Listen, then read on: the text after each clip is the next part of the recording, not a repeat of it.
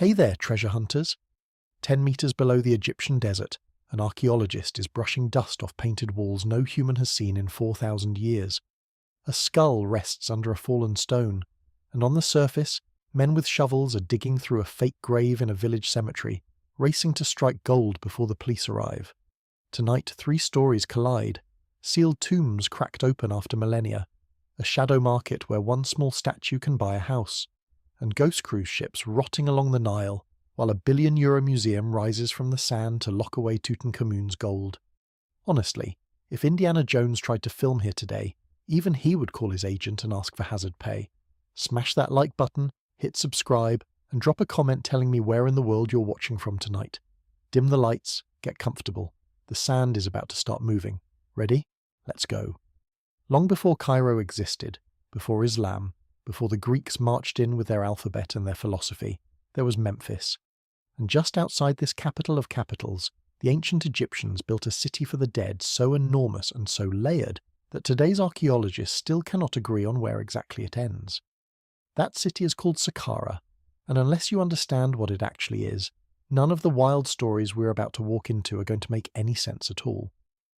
Saqqara stretches across roughly 7 kilometers of dry plateau, about 30 kilometers south of modern Cairo. Standing at its edge, you look out over one of the strangest skylines on the planet. Step pyramids, smooth pyramids, half-collapsed pyramids that look like enormous wax candles somebody left too close to a heater.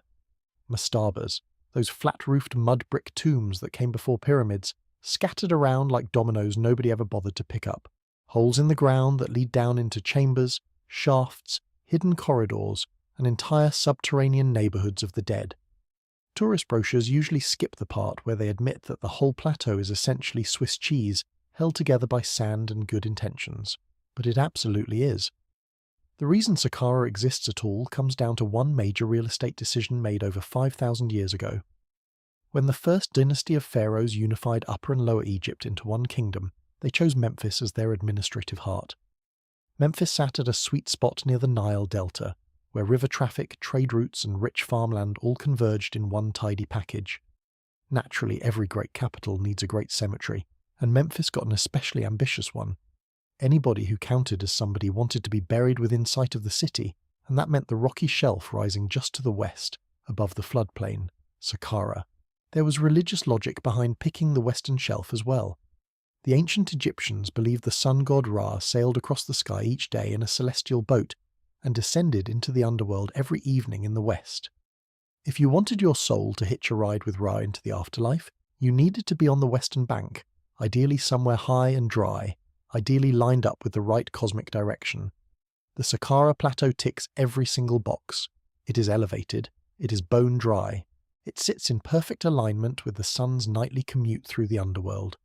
For an ambitious pharaoh, this was prime real estate, the equivalent in modern terms of a corner office on the top floor of eternity, with a permanent view of the divine. The realtor would have called it once in an afterlife opportunity, and for once the slogan would have been accurate. Saqqara quickly became the place to be, posthumously speaking.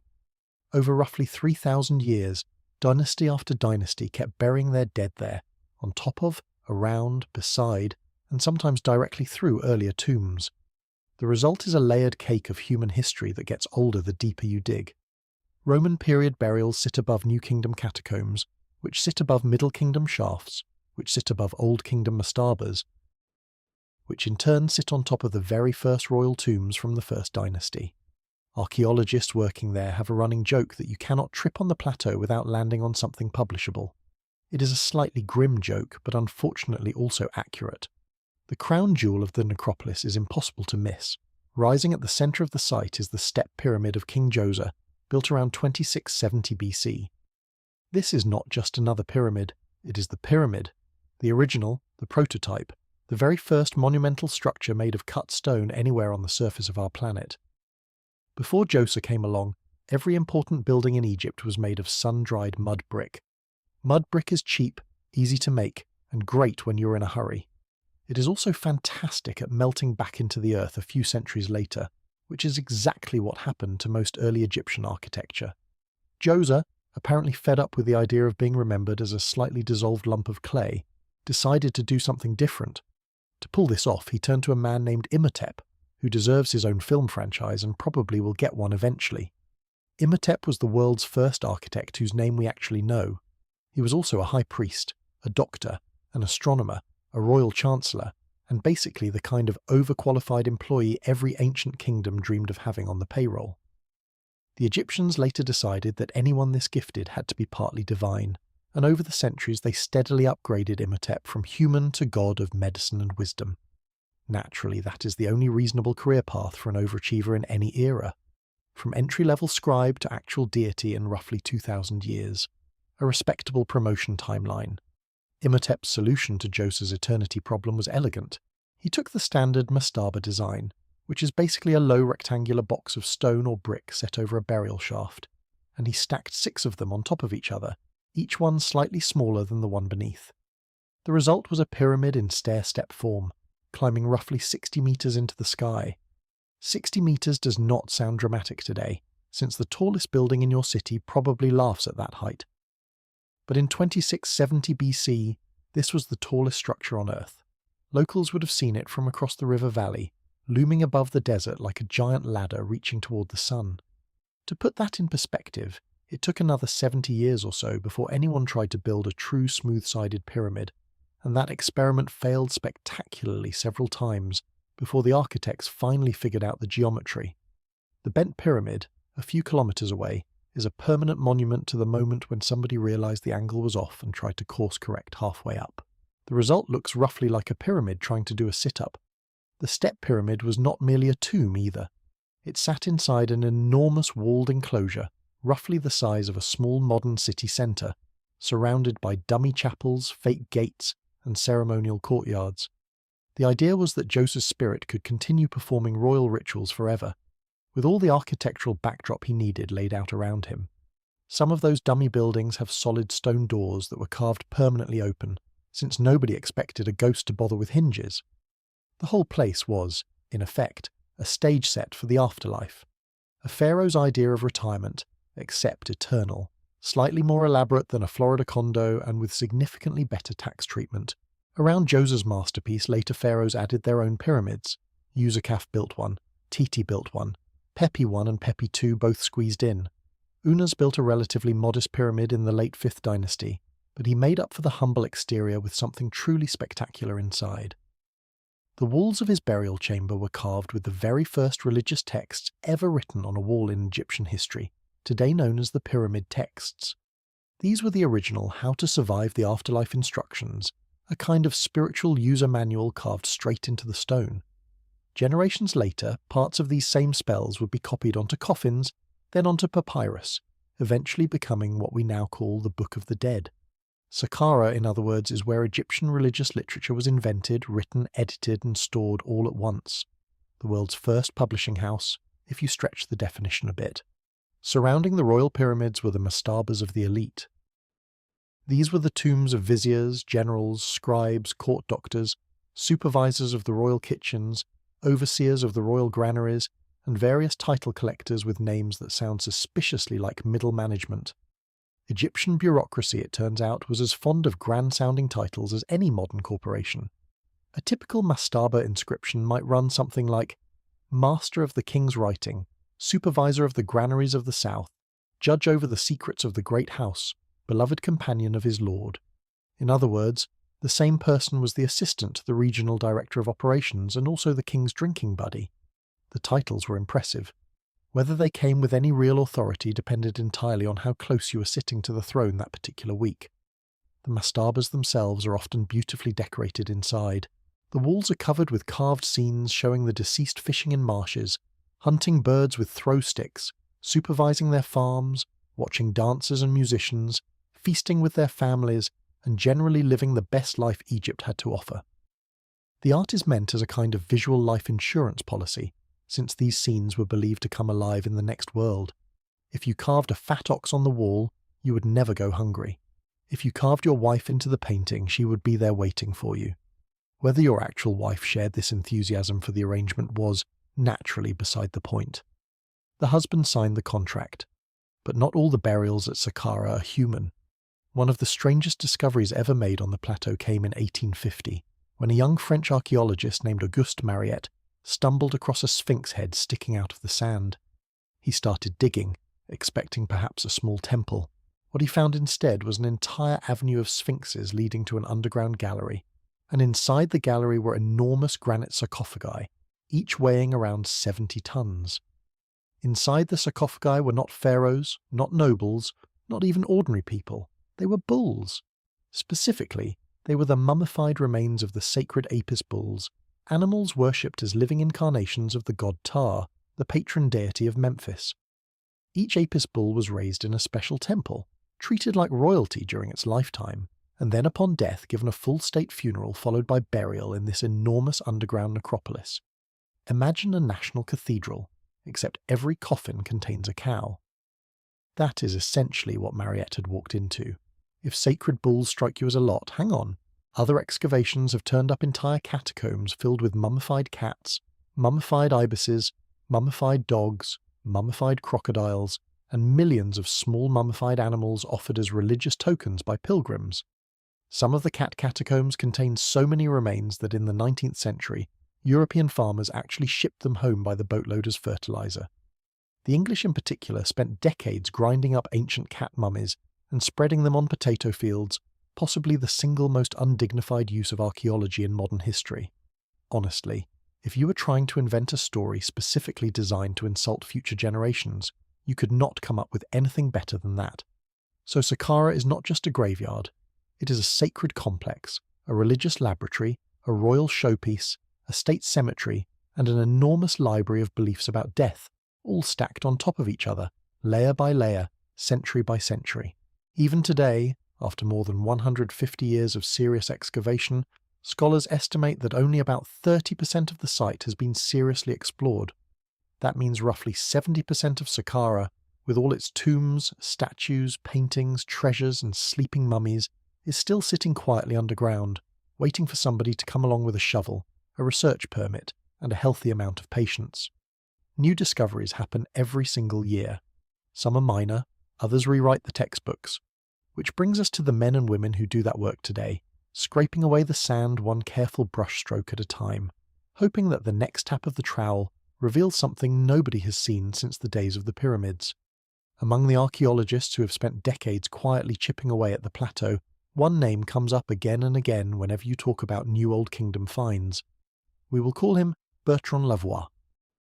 He is a French Egyptologist who arrived in Egypt as a young researcher in the early 1980s and never really left. Over the years, he has earned a reputation for two specific things.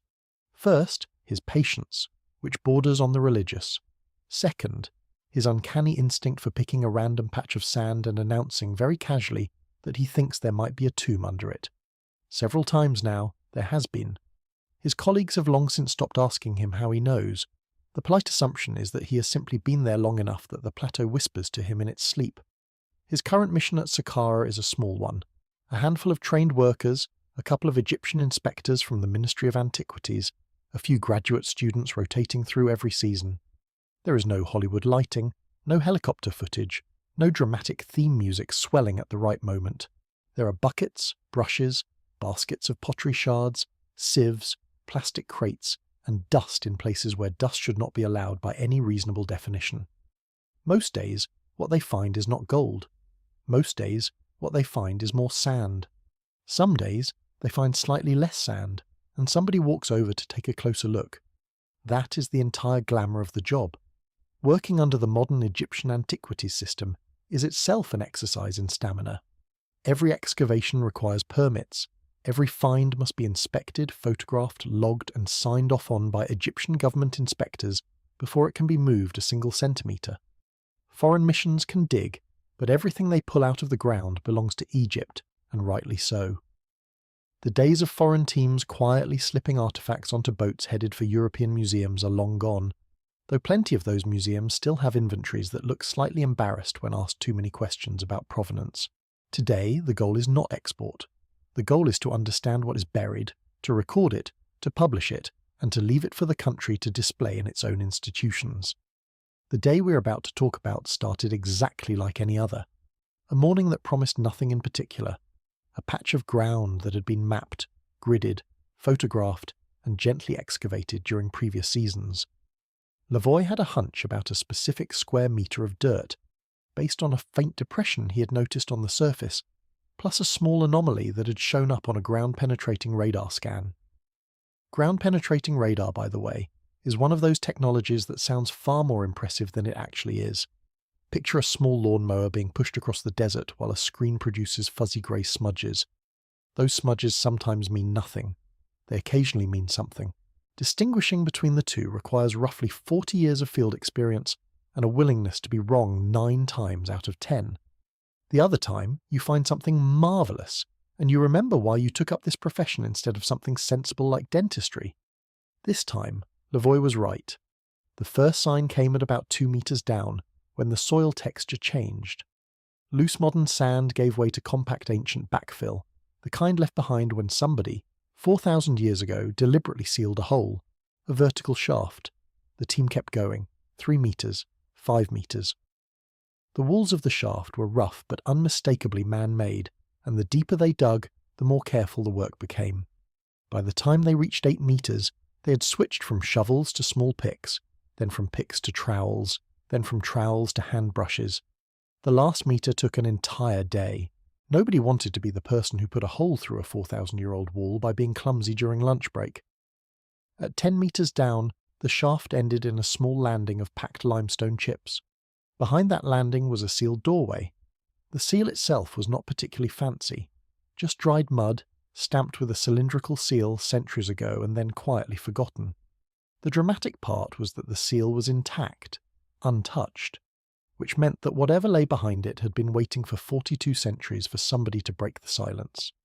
That is the kind of moment that any archaeologist dreams about and most never get to experience. When Lavoie's team finally chipped away that last bit of mud and slipped a small lamp through the opening, the inside of the chamber lit up in colours that took everyone present completely by surprise. The walls were painted, not faded, not chipped, not eaten away by time, painted. Reds and blues and yellows so fresh-looking that the artist might as well have just stepped out for a coffee break. Hieroglyphs marched in tidy columns along the walls. Tiny figures of servants carried offerings on their shoulders. Bulls stood patiently in registers, waiting to be slaughtered for the great feast that would feed the soul of whoever was buried inside. A small alabaster table, a few overturned vessels, and a heap of dust and rubble in the corner completed the scene. And right in the centre of one wall, in beautifully cut hieroglyphs, was a name. That name belonged to a man we will call Nesmeret. He had lived during the late 6th dynasty, around the year 2200 BC, give or take a few decades. He had held 2 titles that are stamped over and over throughout the tomb. He was a priest in the local cult of the god Anubis, the jackal-headed lord of mummification, and more importantly for our story, he was a scribe. Now, before we go any further, it is worth pausing on what it actually meant to be a scribe in ancient Egypt. Today the word might bring to mind a meek little clerk hunched over a desk, scratching out boring records of grain shipments. That is technically what they did. But in the context of ancient Egyptian society, being a scribe was something else entirely. It was the most powerful job a non-noble could possibly have. Writing was sacred. Reading was sacred. Anybody who could do both held the keys to the kingdom literally. Tax records, religious texts, royal decrees, temple inventories, legal contracts, magical spells, medical prescriptions, military orders, court reports, and personal letters between officials all passed through the hands of scribes. If knowledge was a river, the scribes controlled every single bridge. Egyptian children who showed promise were sent to special schools where they spent years learning to copy texts onto pottery shards and limestone flakes, which were the cheap reusable notebooks of the ancient world. The training was, to put it gently, intense. Surviving school exercises include phrases like, "The back of a boy is open to instruction, and his ears are on his back, he hears only when he is beaten." That second one is from an actual text. Egyptian teachers, unsurprisingly, were not big believers in gentle parenting. The students who survived this delightful curriculum emerged as some of the most respected and well-paid professionals in the realm. They could work as priests, as tax officials, as royal secretaries, as temple administrators, as estate managers, or, if they were really lucky, as senior advisors to the king himself. Climbing the ladder usually required being good with numbers, good with words, good with hieroglyphs, good with people, and exceptionally good at not making the king angry. That last skill was probably the most important one. Nesmeret had clearly done well for himself. The quality of his tomb tells us so. The paint pigments used on his walls included ground malachite, ochre, and even a small amount of imported lapis lazuli, the kind of expensive blue stone that came all the way from what is now Afghanistan. Spending lapis lazuli on a wall painting is the ancient Egyptian equivalent of wallpapering your guest bathroom in gold leaf. It tells you the owner had options. It also tells you he wanted his afterlife to be unmistakably first class, with the receipts to prove it. But the painted walls, the offerings, the spells, the entire elaborate machinery of the Egyptian afterlife, we will come back to in a moment. First, the team turned to the objects actually scattered across the chamber floor. The chamber was not large, about 4 meters long, 3 meters wide, with a low ceiling that you had to duck slightly to enter. Most of the floor was covered in fine dust and chips of fallen plaster. Along one wall, a small wooden offering table had collapsed onto its side. The wood gnawed thin by time, but still intact enough to recognize. Scattered around it were the remains of perhaps a dozen small alabaster vessels, each one no bigger than a coffee cup. Some of them were shaped like miniature pots. Others were shaped like tiny vases with elegant flaring rims. A few were still sealed, the original contents reduced to a faintly oily residue at the bottom, brown and waxy, smelling faintly of something that might once have been resin. Those residues turn out to be one of the most interesting things in any Old Kingdom tomb. Chemical analysis of similar vessels has shown that they held the 7 sacred oils, a specific set of perfume substances used in burial rituals and meant to keep the deceased smelling pleasantly for eternity. The oils had names that translate roughly as the festival perfume, the rejoicing one, the best of cedar, the best of Libya, and so on. They were imported, expensive, and absolutely standard equipment for any high-status burial. The fact that Nesmeret had a full set says, again, that he was operating in the top tier of his society. Even the perfume budget was first class. Near the offering table, half buried in the dust, lay a small wooden statue, or rather, the bottom half of one. The figure stood about 30 centimeters tall, carved from a dense local hardwood, with traces of red paint still visible on the kilt around its waist. The arms were crossed at the chest, the legs straight, the feet planted on a small carved base. What was missing was the head, snapped clean off, somewhere along the line. The head itself was not in the chamber, anywhere. The team searched every corner, sifted every centimetre of dust, and turned up nothing. A faceless figure, alone, in the dark, waiting 4,000 years for somebody to notice it was missing the most important part of itself. There are 2 main theories for why so many Egyptian tomb figures are found headless. The first is simple gravity. Wooden statues warp, dry out, crack along the grain, and eventually shed pieces. A head balanced on a slim wooden neck is the very first thing to go. The second theory is far more interesting. Some headless statues were decapitated deliberately by the ancient priests themselves as part of a ritual deactivation. The idea was that statues left in tombs were potentially powerful. They could house spirits, they could move, they could theoretically attack a tomb robber. To reduce that risk, certain statues were ritually neutralized before being sealed in, by removing their heads, or their feet, or their hands. Whether Nesmeret's statue lost its head in this way, or simply gave up the ghost slowly over the millennia, will probably never be known for certain. But the strange detail haunts the team. A faceless guardian, standing watch over a chamber that was meant to last forever and very nearly did. The most surprising finds in the chamber, however, were the smallest ones. Tucked into a low niche behind the offering table, Lavoie's team uncovered a small handful of paper-thin scraps of gold leaf. Each scrap was about the size of a thumbnail, light enough to lift off the floor with the gentlest puff of breath, fragile enough to dissolve into nothing if you so much as touched it with a damp finger. The team photographed them in place, then lifted them with surgical precision and stored them in tiny padded boxes. 8 pieces in total, 8 tiny shimmering survivors of whatever decoration once made this tomb gleam in lamplight. Gold leaf in an Old Kingdom tomb meant only one thing. Whatever Nesmeret had originally been buried with, it had been beautiful. Coffins were sometimes gilded, especially around the face. Furniture was sometimes gilded along the edges. Small statues were sometimes coated with thin gold sheets glued to a plaster base. None of those objects survived in this chamber, which means at some point in the deep past, somebody else got to the tomb first. The seal at the top of the shaft had been intact when modern archaeologists arrived, but that does not mean nobody had ever opened it. Ancient tomb robbers were resourceful, and the practice of breaking into old tombs to recycle their contents was already an old tradition by the time of the Roman Empire. Whoever robbed Nesmeret took the gold, took the coffin, took the body, took whatever they could carry, and then they carefully resealed the shaft to cover the crime, possibly thousands of years before Lavoie was even born. There is a certain professional admiration that you cannot help feeling, even as you mourn what was lost. The robbers, in their own way, were craftsmen too. And then there was the skull. Underneath a slab of fallen ceiling plaster, in the far corner of the chamber, the team uncovered the only human remains left in the entire tomb. A single skull, partially crushed by the rock lying on its side. Around it, no bones from any other part of the body, no coffin, no wrappings, no grave goods clustered around the chest, just one head, alone, in the dust. Whether that skull actually belonged to Nesmeret himself is impossible to say without further testing. It might have been him, partially destroyed by ancient robbers who scattered the rest of his body in their hurry to leave. It might have been a thief, struck by falling masonry during a robbery, and left where he died. It might even have been a relative, placed in the chamber later when nobody was looking. The bones will go to a lab in Cairo for analysis. The skull will eventually have its own number, its own catalogue entry, its own little role in the larger story of what life and death looked like 4,200 years ago in the necropolis of Memphis.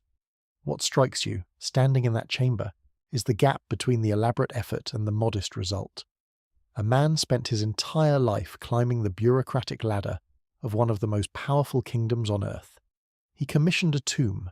He paid for imported pigments. He stocked it with sacred oils.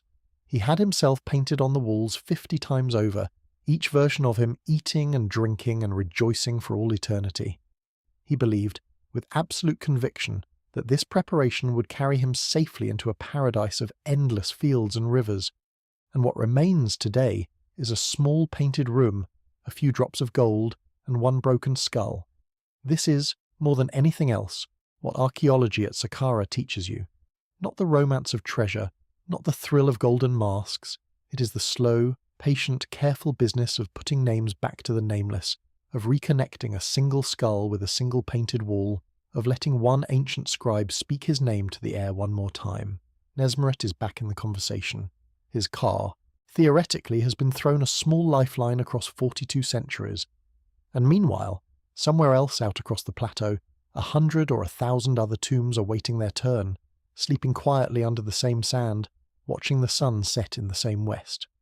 But not all of those tombs will be reached by careful brushes and trained hands.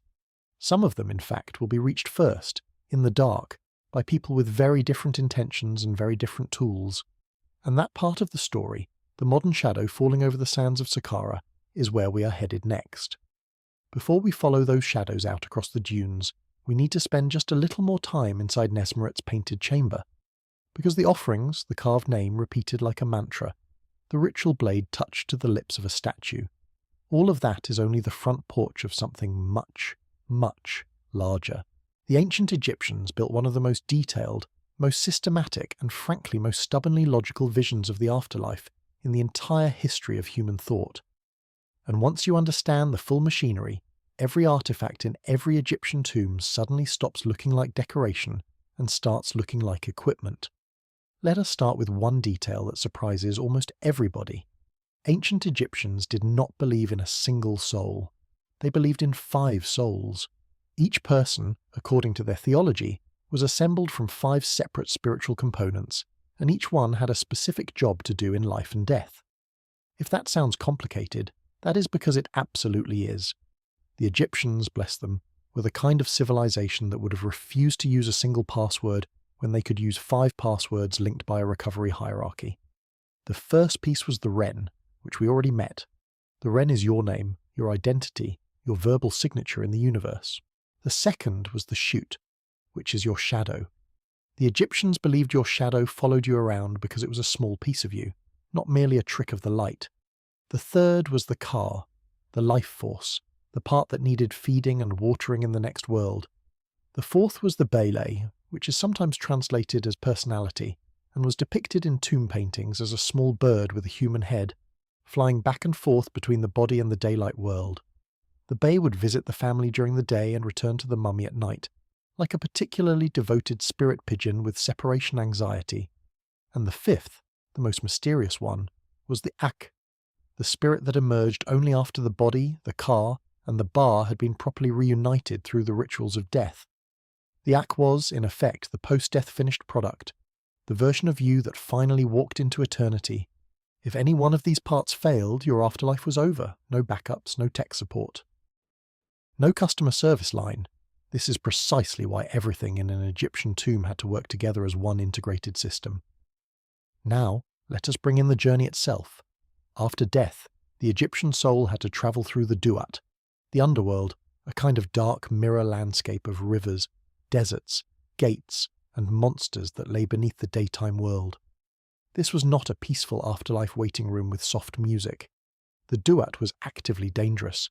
It was patrolled by serpents with multiple heads, lakes of fire, gates guarded by demons who demanded the correct verbal passwords, and various other obstacles that made travelling there sound roughly as relaxing as a tax audit conducted by reptiles.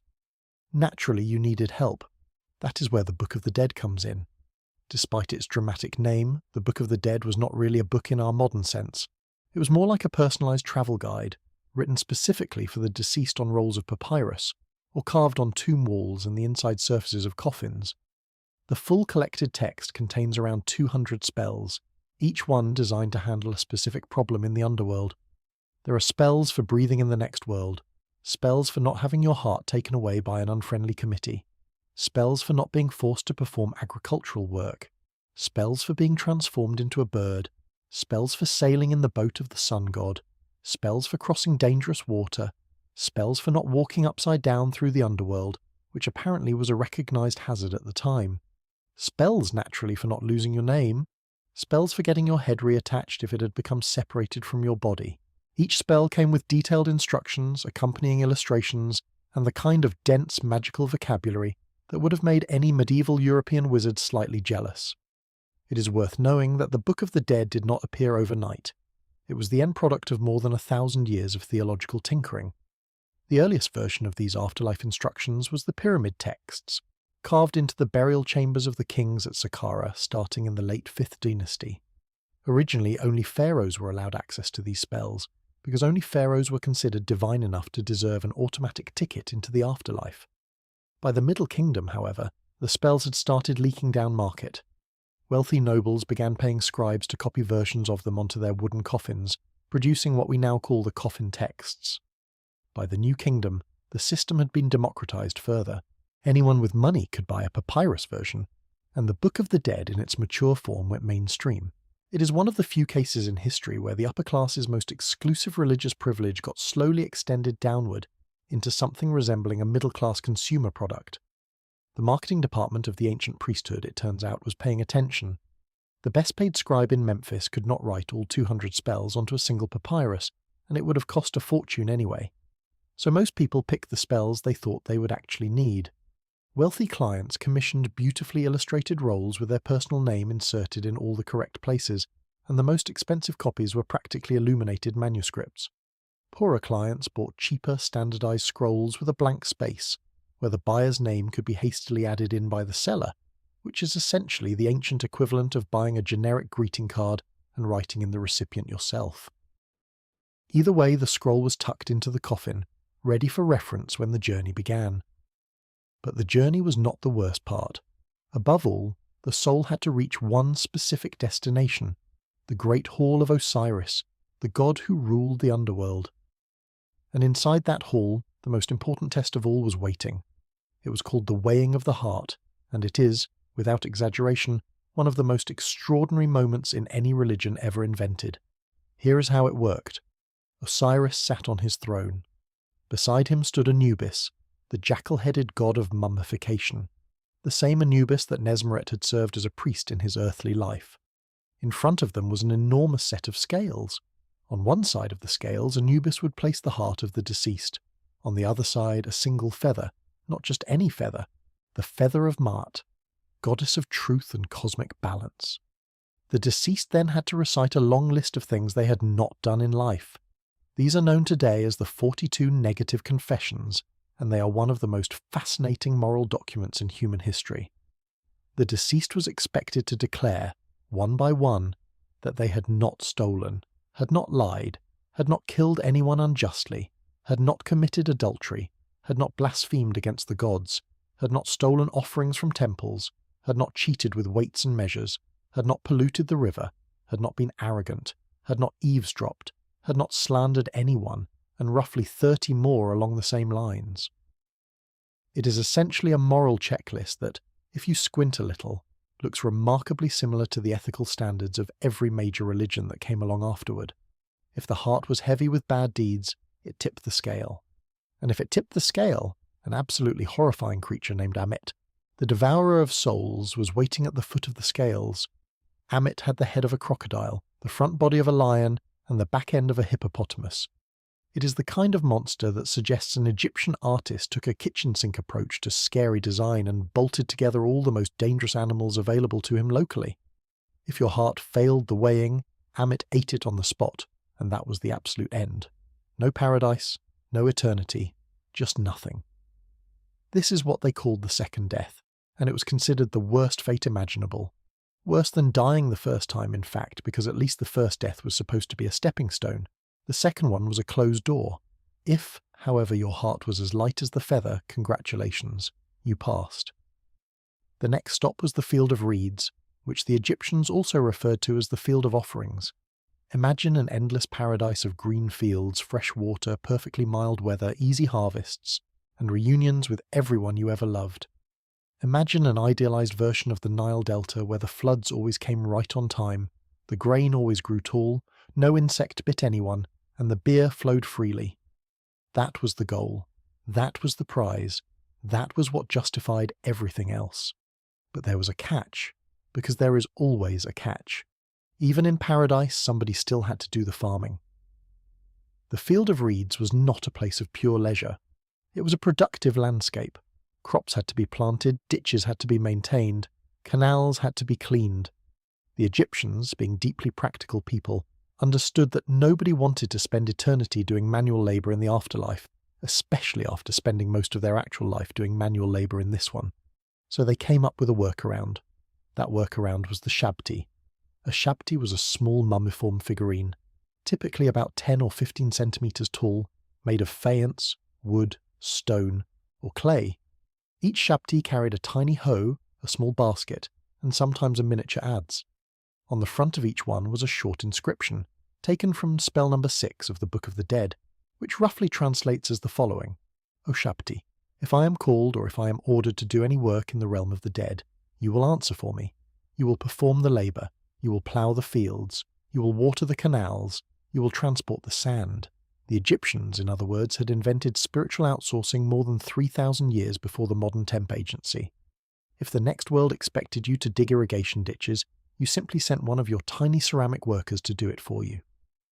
The system became so popular that wealthy clients eventually packed their tombs with hundreds of shabtis, one for every day of the year, plus overseers, plus reserve labour. Plus a small middle management layer. Some royal tombs contained over 400 of them. They are quite charming when you see them in person. They have little painted faces, neatly carved hieroglyphs, and the patient bearing of someone who knows they are going to be working for an extremely long time. Frankly, they may be the best employees ever recorded in human history. They never asked for raises. They never called in sick. They did not complain about the heat. They could not be unionized. From an employer's perspective, ideal. Now let us come to the actual body, because no afterlife system is complete without explaining why the Egyptians were so absolutely obsessed with preserving the physical remains. The body, in their theology, was the home base. It was where the car came back to feed. It was where the bear slept at night. It was the anchor that kept all the other soul parts attached to one single person. If the body decayed completely, the entire spiritual architecture would collapse, leaving the deceased homeless in the underworld. That was unthinkable. So the Egyptians invented the most elaborate, most professional, and most highly specialized body preservation industry in the ancient world. The full mummification process took 70 days from start to finish, and it was carried out by trained priests working in a temporary structure called a waybet, sometimes translated as the place of purification. The first step was the least dignified by modern standards. The brain was removed. Egyptian embalmers were, frankly, not enormous fans of the brain. They considered it a kind of mucus-producing organ that probably had something to do with breathing through the nose but otherwise served no obvious purpose. So they inserted a long bronze hook through the nostril, broke the thin bone above it, and pulled the brain out in soft pieces, occasionally rinsing the skull cavity with water afterward. The empty skull was sometimes packed with resin or wads of linen, and that was that. The brain, the seat of all your thoughts, was simply thrown out. Modern neuroscientists would weep. The Egyptians shrugged and moved on to the next step. The heart, by contrast, was treated like royalty. It was carefully left inside the body, because the Egyptians believed the heart was the seat of intelligence, memory, emotion, conscience, and personality. The heart was also, as we just discussed, the organ that would later face the weighing test in front of Osiris. You absolutely did not want to leave that one behind in a jar. The other major internal organs, the lungs, the liver, the stomach, and the intestines, were carefully removed through a small incision in the left side of the abdomen, cleaned, dried, and then stored in 4 special containers known as canopic jars. Each jar was protected by one of the 4 sons of the god Horus, each one represented by a different lid: a human-headed lid for the liver, a baboon-headed lid for the lungs, a jackal-headed lid for the stomach, a falcon-headed lid for the intestines. Yes, you read that correctly. Your intestines were watched over for eternity by a small ceramic falcon. It is the kind of detail you cannot quite believe until you see one in person, sitting on a museum shelf with a perfectly polite expression on its little carved face. After the removal of the organs, the body was completely covered in natron, a natural salt found in dry lake beds in the western desert. Natron is a mixture of sodium carbonate and sodium bicarbonate, and it is essentially a very powerful drying agent. The body sat in this salt for around 40 days, slowly losing every drop of moisture until it became a kind of leathery, weightless shell. Then it was carefully washed, oiled with fragrant resins, packed with linen to restore some of its original shape, painted, and finally wrapped in hundreds of meters of linen bandages.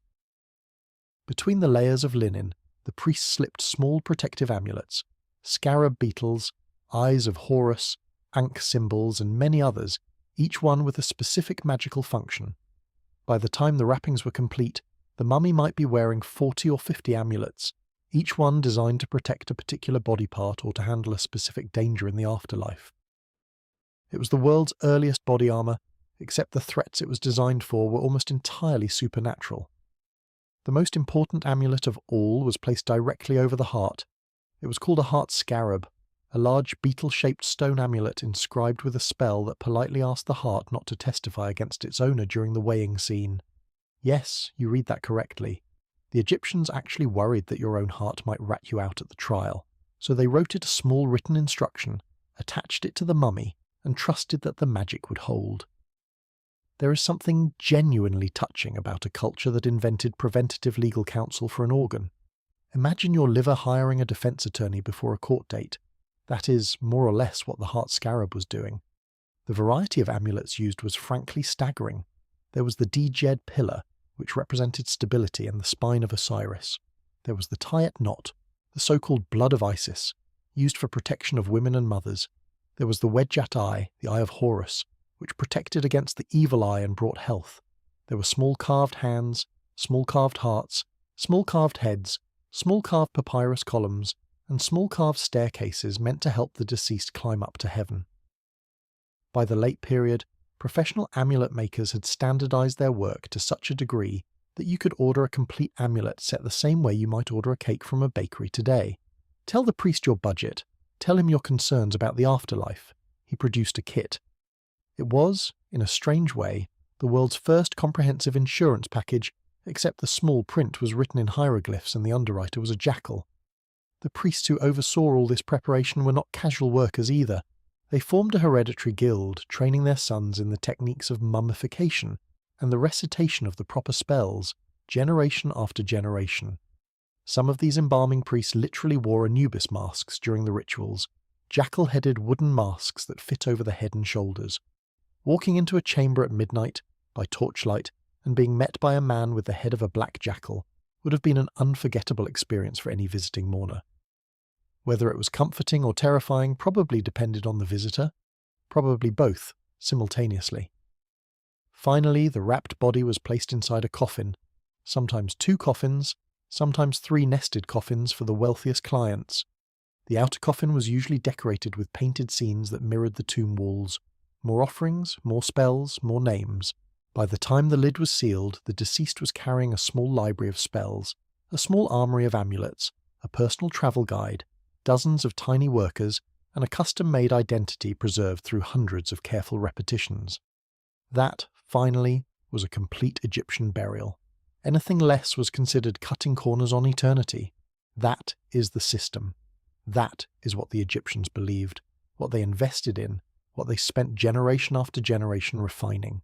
By the time Nesmeret was buried, the basic structure had already been in place for over 1,000 years, and it would continue, with variations, for another 2,000. You can argue about whether any of it worked. You cannot argue about how seriously they took it. And it is exactly that seriousness, that long-burning belief in eternity, that makes the next part of our story feel especially painful. Because everything we have just walked through, the layers of meaning, the 5 souls, the negative confessions, the painted offerings, the patient Shabti workforces, depends on one specific condition. The tomb has to stay sealed. The mummy has to remain undisturbed. The name has to remain on the wall, ready to be read. In modern Egypt, more than ever before in the country's long history, that condition is breaking down. In January 2011, the streets of Cairo filled with millions of protesters. The Egyptian revolution that brought down President Hosni Mubarak after 3 decades of rule was a moment the country still remembers with a strange mixture of pride, exhaustion, and quiet regret. The world watched the cameras pointed at Tahrir Square. The world did not, for the most part, see what was happening at the same time, hundreds of kilometres away, out on the dry plateaus that hold Egypt's greatest archaeological sites. When the central government wobbled, the police forces that normally guarded cultural heritage sites simply vanished into the cities to deal with what seemed at the time like bigger problems. For 3 or 4 crucial weeks, sites like Saqqara, Dashur, Abu Sir, and dozens of smaller necropoles stood almost completely undefended. And then the digging started. By the time order returned, the damage had already been done. Satellite imagery taken before and after the revolution shows the scale of it clearly. Plateaus that had been smooth in 2010 were dotted by mid-2012 with thousands of small craters. Each crater marked a hole dug by somebody in the dark, hoping to find something portable. Some of the holes were the size of a kitchen table. Others were big enough to drive a small truck into. A few were industrial-scale operations dug with rented bulldozers, concealed under tarps during the day, and then attacked again the next night. The grandparents of Egypt would have called this grave robbing.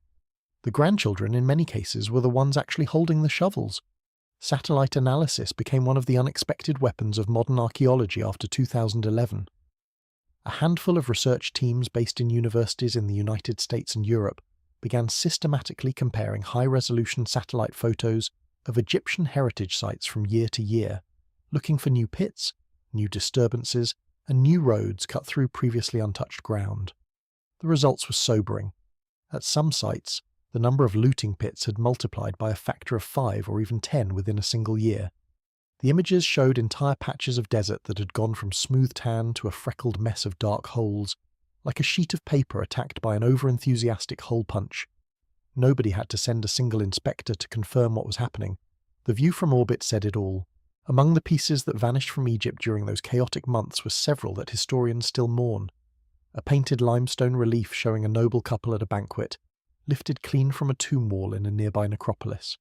A small calcite statue of a kneeling priest, possibly 4th dynasty, recorded in a ministry inventory in 2008 and gone by 2013. A pair of carved wooden panels from a Middle Kingdom coffin, broken into smaller pieces during transit and sold separately to different buyers, scattering one ancient body's only signature across 3 continents. None of these are spectacular by Hollywood standards. None of them are made of gold. They will not show up on any list of the world's most famous lost art, but each one was a unique survivor of a unique person, and now nobody can study them, photograph them, restore them, or read what was once written on their backs. They simply went somewhere, and the trail goes cold. To understand what was happening, you have to meet the men whose job it is to push back against it. We will call him Karim Mansour. He is a senior inspector with the Egyptian Ministry of Antiquities, posted at a small office not far from Saqqara. His official responsibilities include monitoring excavation permits, reviewing new finds, processing paperwork, attending meetings, and, somewhere on the bottom of a very long list, trying to keep nighttime looters off the plateau. Karim is in his late 40s. He has been doing this job for over 20 years. When you ask him what changed after 2011, his answer is calm but visibly tired. Ordinary people, he says, simply lost their heads over antiquities. Honest farmers, schoolteachers, shopkeepers, men who would never have considered breaking into a tomb suddenly began to consider it very seriously, because the value of what might be down there had become the difference between feeding their families and not feeding them. And here we have to talk about the economics, because the temptation does not make any sense unless you understand the numbers. Egypt is a country of roughly 100 million people, with a long and complicated history of poverty in its rural areas. Outside of the major tourist cities, average incomes can be very modest.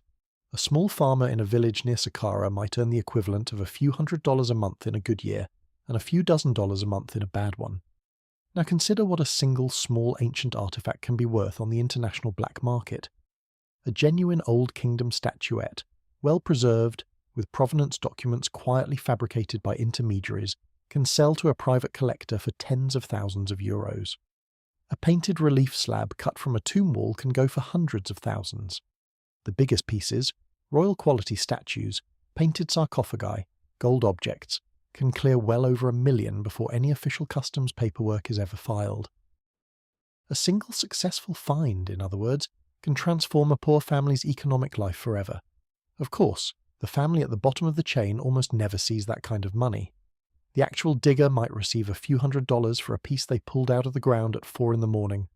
A local middleman buys it from them, marks it up sharply, and sells it on to a regional fixer. The regional fixer sells it to a smuggler.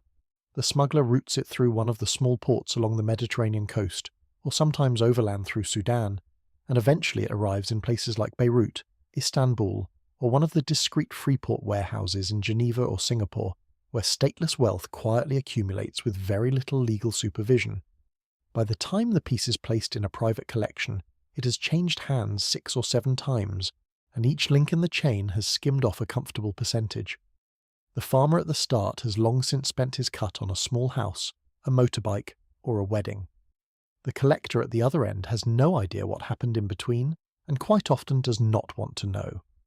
Walking with Karim across the plateau on an ordinary afternoon, the damage becomes visible everywhere you look. Most of the looting holes have been refilled by ministry teams, but the scars are still there. Small circles of fresh, paler sand mark recent diggings. Larger depressions show where bulldozers were used to scrape away meters of overburden in a single night. Some holes are still open, sealed off with red and white plastic tape that flaps gently in the dry wind. Karim points to one particularly deep crater near the edge of the site. That one, he says, was dug 6 months ago.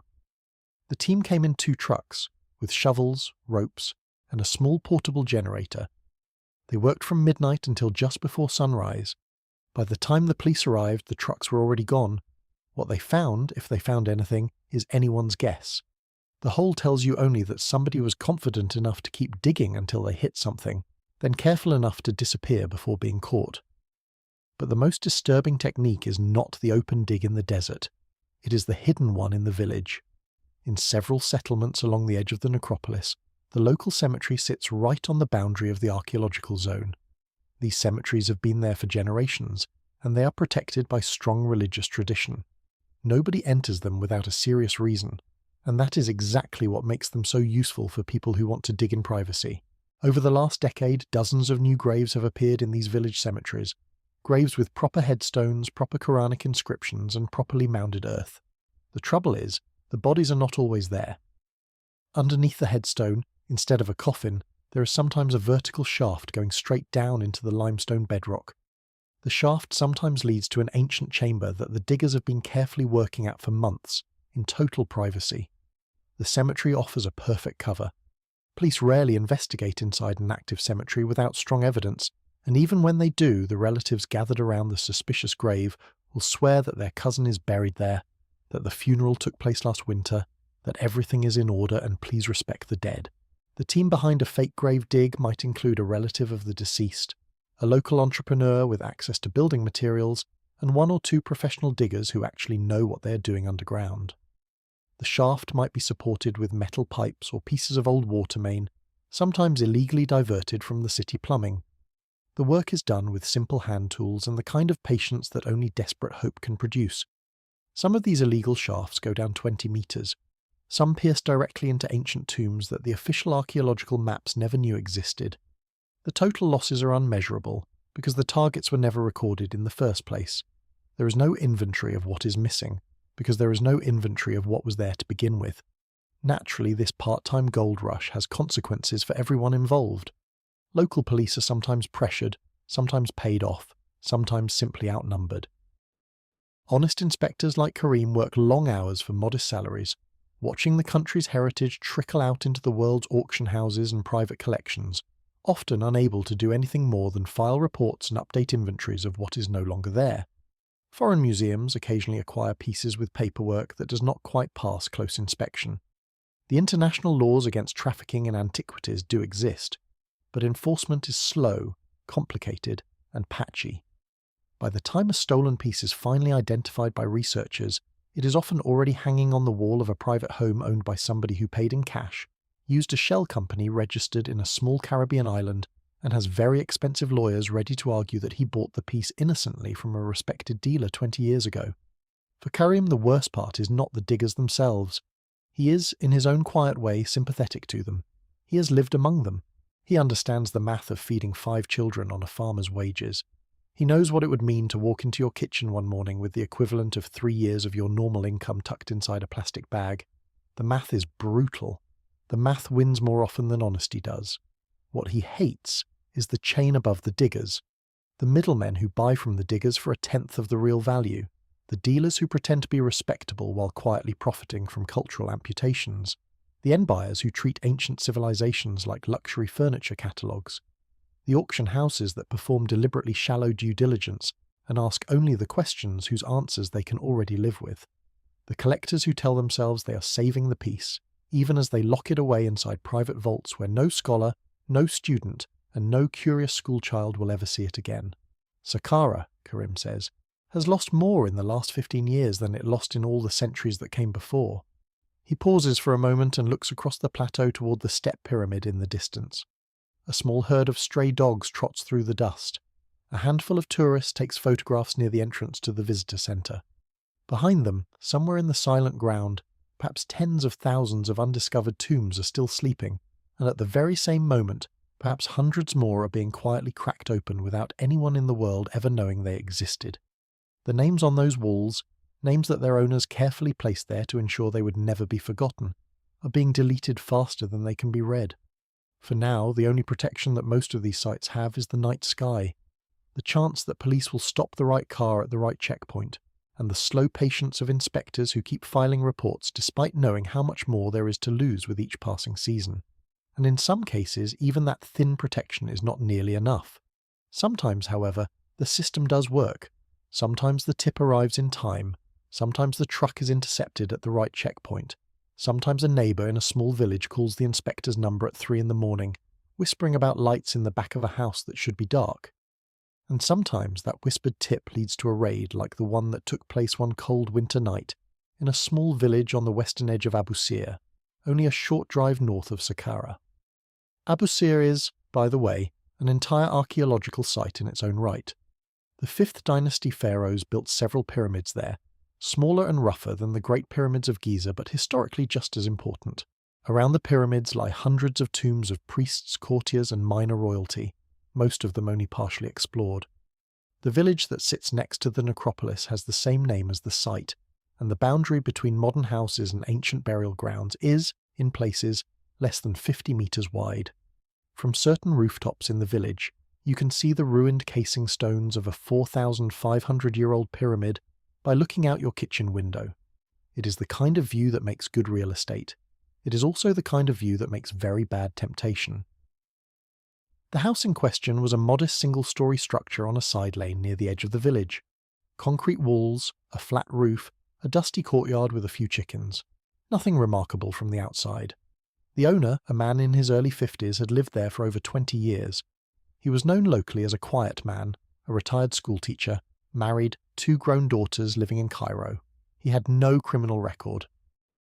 He had never been seen with strangers. He was the last person in the village anybody would have suspected of digging a vertical shaft through his living room floor. But that is exactly what he had done. Or rather, that is exactly what he had paid 2 professional diggers to do for him, over a period of roughly 14 months, working only at night, only behind closed shutters, only when his immediate neighbours were known to be away. The tip came in from a younger relative of the owner, who had grown suspicious after several strange visits, several suspicious phone calls, and one particular sentence overheard during a family dinner. A sentence the relative would not later repeat to investigators, but which had made him uncomfortable enough to dial the ministry. Inspector Mansour took the call. He listened. He asked a few quiet questions. Then he picked up another phone and called the Regional Tourism and Antiquities Police. By 11 o'clock that night, the operation was already in motion. 20 officers in dark uniforms, plus 4 inspectors from the ministry, plus 2 unmarked vehicles and a small van for evidence, gathered in a parking lot on the edge of the village. Karim sat in the back of one of the cars drinking weak coffee from a paper cup, going over the plan with the senior police commander. Their goal was simple: surround the house, block both ends of the lane, knock once. If no answer, breach. Get inside fast before anything could be flushed, smashed, hidden or carried out the back. Find the shaft. Photograph everything, arrest everyone present. The house was approached at 1 in the morning, in 2 groups, on foot, with no headlights. Cars were left 2 blocks away. The officers moved softly down the lane, hands resting lightly on holsters, communicating through small earpieces. At the front door, the commander knocked once. A pause. He knocked again, louder. The 3rd knock came with a shout identifying his unit, and on the 4th knock the door was already opening from the inside, opened by the owner himself, a man in pyjamas and a knitted cardigan, looking startled but not entirely surprised. Karim noticed that detail later. The man's first reaction was not denial, it was resignation. The officers moved past him into the house in less than 3 seconds. The wife appeared from the bedroom, blinking, asking what was happening. The 2 daughters were not present that night, which probably saved a great deal of additional family drama. The officers spread out, checking rooms, opening cabinets, glancing under beds, and one team headed straight for the back of the house, guided by the layout that had been provided by the relative who tipped them off. The back room was small, perhaps 3 meters by 4, with a worn rug covering most of the floor. A single bulb hung from a wire. There was a wardrobe in the corner, a stack of folded blankets on a low chest, an unused sewing machine on a small table, and a faint, persistent smell of old motor oil. The officers pulled the rug back without ceremony. Underneath the rug was a square of cracked, uneven concrete, slightly different in colour from the surrounding floor. Around the square, the rest of the floor was original tile. The patch had been poured at a much later date, and not by a particularly skilled hand. Karim crouched, ran his fingers along the seam where new concrete met old tile, and nodded. A small chisel and hammer were brought from the van. Within 20 minutes the patch had been broken up and the slabs lifted aside. Below the floor was a hole, not a small hole, a proper vertical shaft about 1 meter across dropping straight down into the darkness. The walls of the shaft, just below the floor level, were lined with the kind of corrugated metal collar used in well drilling. The collar was about 1.5 meters long, and it had clearly been installed to stop the upper edges of the shaft from collapsing during the digging. Below the collar, the shaft continued downward through limestone bedrock, hand-cut, the walls rough but stable. A length of rope was tied to a metal hook bolted into the concrete just inside the hole, descending into the dark below. A small headlamp lay on the floor next to it. The officers shone larger flashlights down the shaft. The beam-caught wooden ladder rungs nailed to one side, descending in 2 stages. The shaft, by quick estimation, was at least 12 meters deep. At the bottom, the beam reflected briefly off the curve of something metallic. A second light caught what appeared to be the housing of a small motor. A young officer was lowered carefully on a safety harness, with 2 more holding the rope above. He reached the bottom within a minute. His voice came up muffled but clear over the earpiece. He described what he was seeing, a small horizontal tunnel branching off to the south, supported with rough timbers, a pile of broken tools, pickaxes, chisels, a short crowbar, a bent shovel, a bucket half full of pale limestone dust, and sitting at the entrance to the tunnel exactly as expected, a small water pump, electrical, slightly corroded with one of its hoses split open at the joint. The pump, the officer reported, had clearly broken at some point recently. There was a thin film of dried mud all around it. Without a working pump, the tunnel could not have been dewatered, which probably explained why the digging operation had stalled in recent weeks. What the digging had actually been chasing was sitting only a few meters further along the horizontal tunnel. The young officer's flashlight beam reached a wall of carefully laid mud bricks, half broken, with stone fragments visible behind them. Above the broken bricks, a fragment of painted plaster could be seen. Faint colours, faint outlines of what might have been hieroglyphs. The officer photographed everything carefully, did not touch anything, and was raised back up to the surface. By that point, the owner of the house was already sitting handcuffed in his own living room, looking at the wall. Karim took the chair across from him and started a slow, quiet conversation. He did not raise his voice. He did not threaten. That is not his style. He simply asked questions, took notes, and let the man talk. Over the next 2 hours, the story came out in pieces. The owner had inherited the house from his father, who had inherited it from his father. Some years earlier, during minor repairs to the back room, the floor had cracked in an unusual way. Curious, the owner had pulled up one tile, then another, and discovered that the slab beneath the tiles was much thinner than expected. A few weeks later, while drilling for a small water repair, his bit had punched through into open air. He had widened the hole carefully and lowered a string with a stone tied to the end. The string went down 4 meters before touching anything solid. The owner had immediately understood, in the way that anybody who has grown up next to a pyramid understands, what that meant. There was a chamber underneath his house, possibly an entire ancient structure, possibly something much, much bigger than that. He told no one. He filled the hole with cement and went on with his life for several years, but the knowledge nagged at him. He began reading about local archaeology, looking up old reports, paying special attention to the records of 5th Dynasty Abusia. He made several discreet trips to libraries in Cairo. He drew his own sketches of what might lie beneath his floor.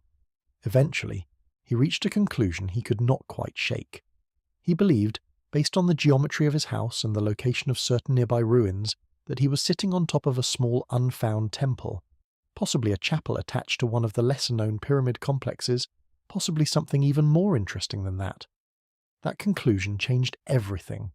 He began to look at his modest family home in a new way. He calculated what the contents of a small Old Kingdom chapel could be worth on the international market. Wall reliefs, statues, possibly a foundation deposit of gold and faience, possibly a sealed burial chamber. The numbers became, over time, almost intoxicating to him. He never used that word, but you could hear it in the way he talked. The temple, in his imagination, slowly turned from a piece of national heritage into a personal retirement fund.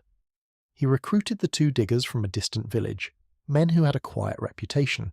He paid them in monthly installments, modest amounts that would not draw attention. He installed the metal collar, the pump, the cables. He repainted the back room. He moved old furniture into it to make it look ordinary. He explained to his wife that he was simply doing extensive plumbing work, and that the back room would be off limits for a few months. A few months had since become more than a year. He had not yet found the chamber. He had, however, been approached recently by an intermediary from a smuggling network based in another city, who had heard rumours and wanted to discuss what would happen when the chamber was finally opened. The intermediary had offered him a guaranteed price for whatever came out. The owner had refused, holding out for a better offer. Then, 4 months ago, he had quietly listed the house itself for sale, asking the equivalent of around 20 million Egyptian pounds.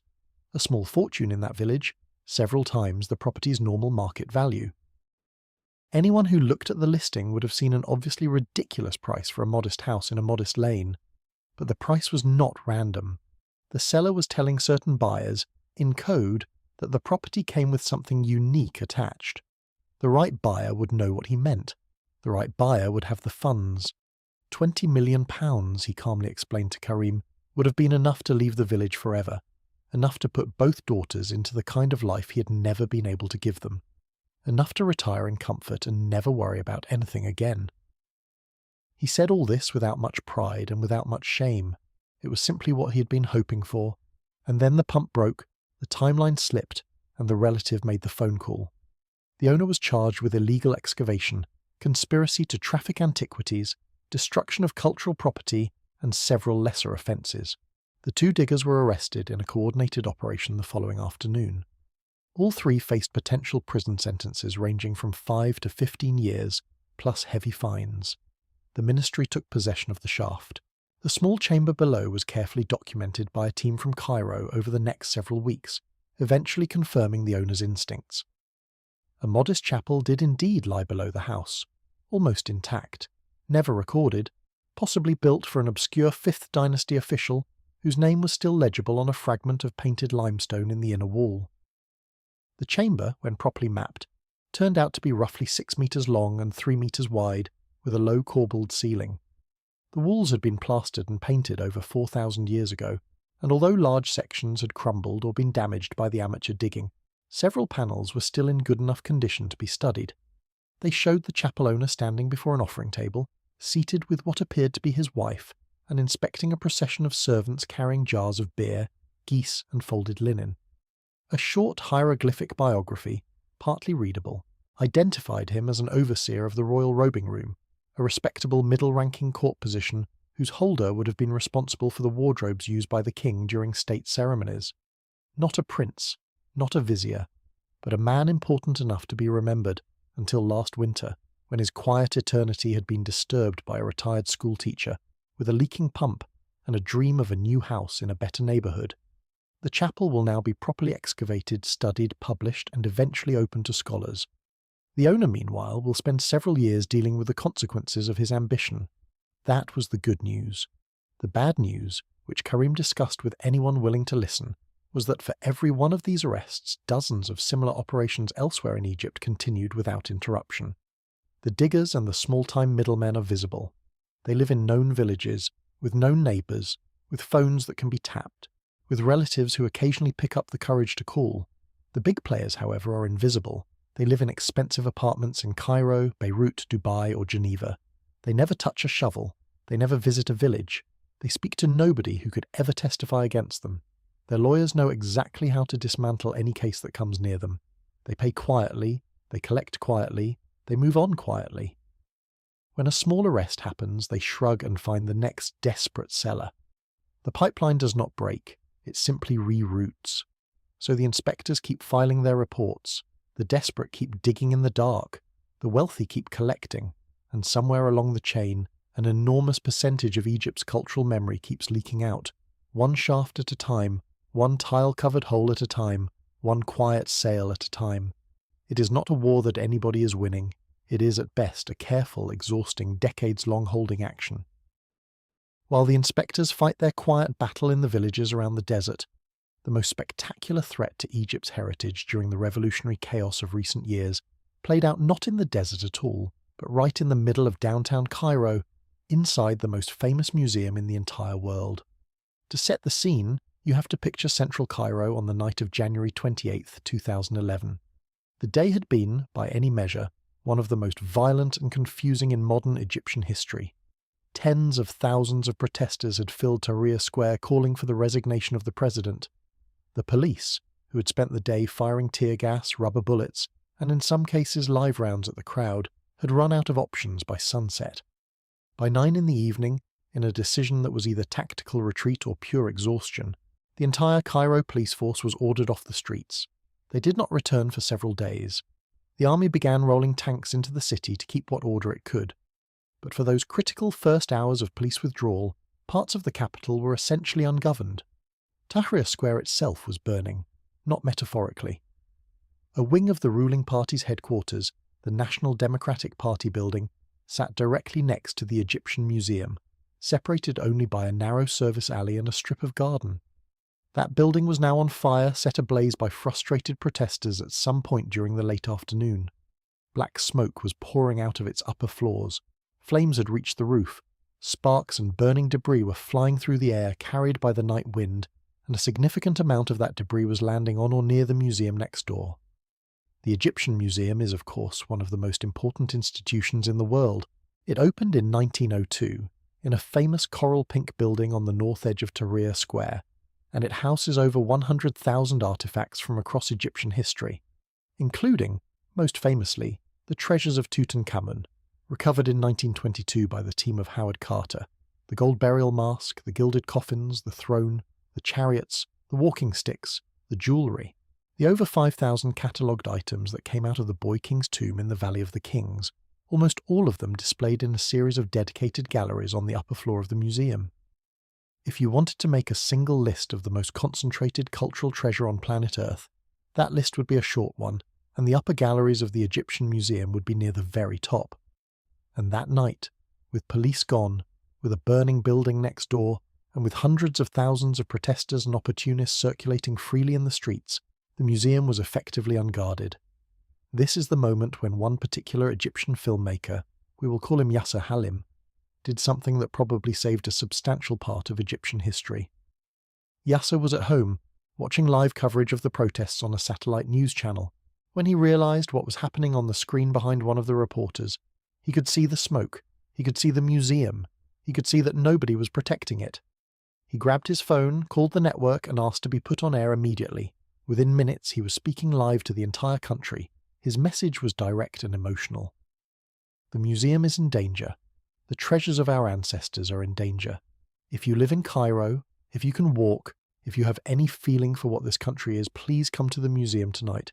Bring your friends, bring your families, stand around the building, make a wall with your own bodies. We cannot rely on the police because the police are not coming. We have to do this ourselves. The broadcast went out a little after 10 in the evening.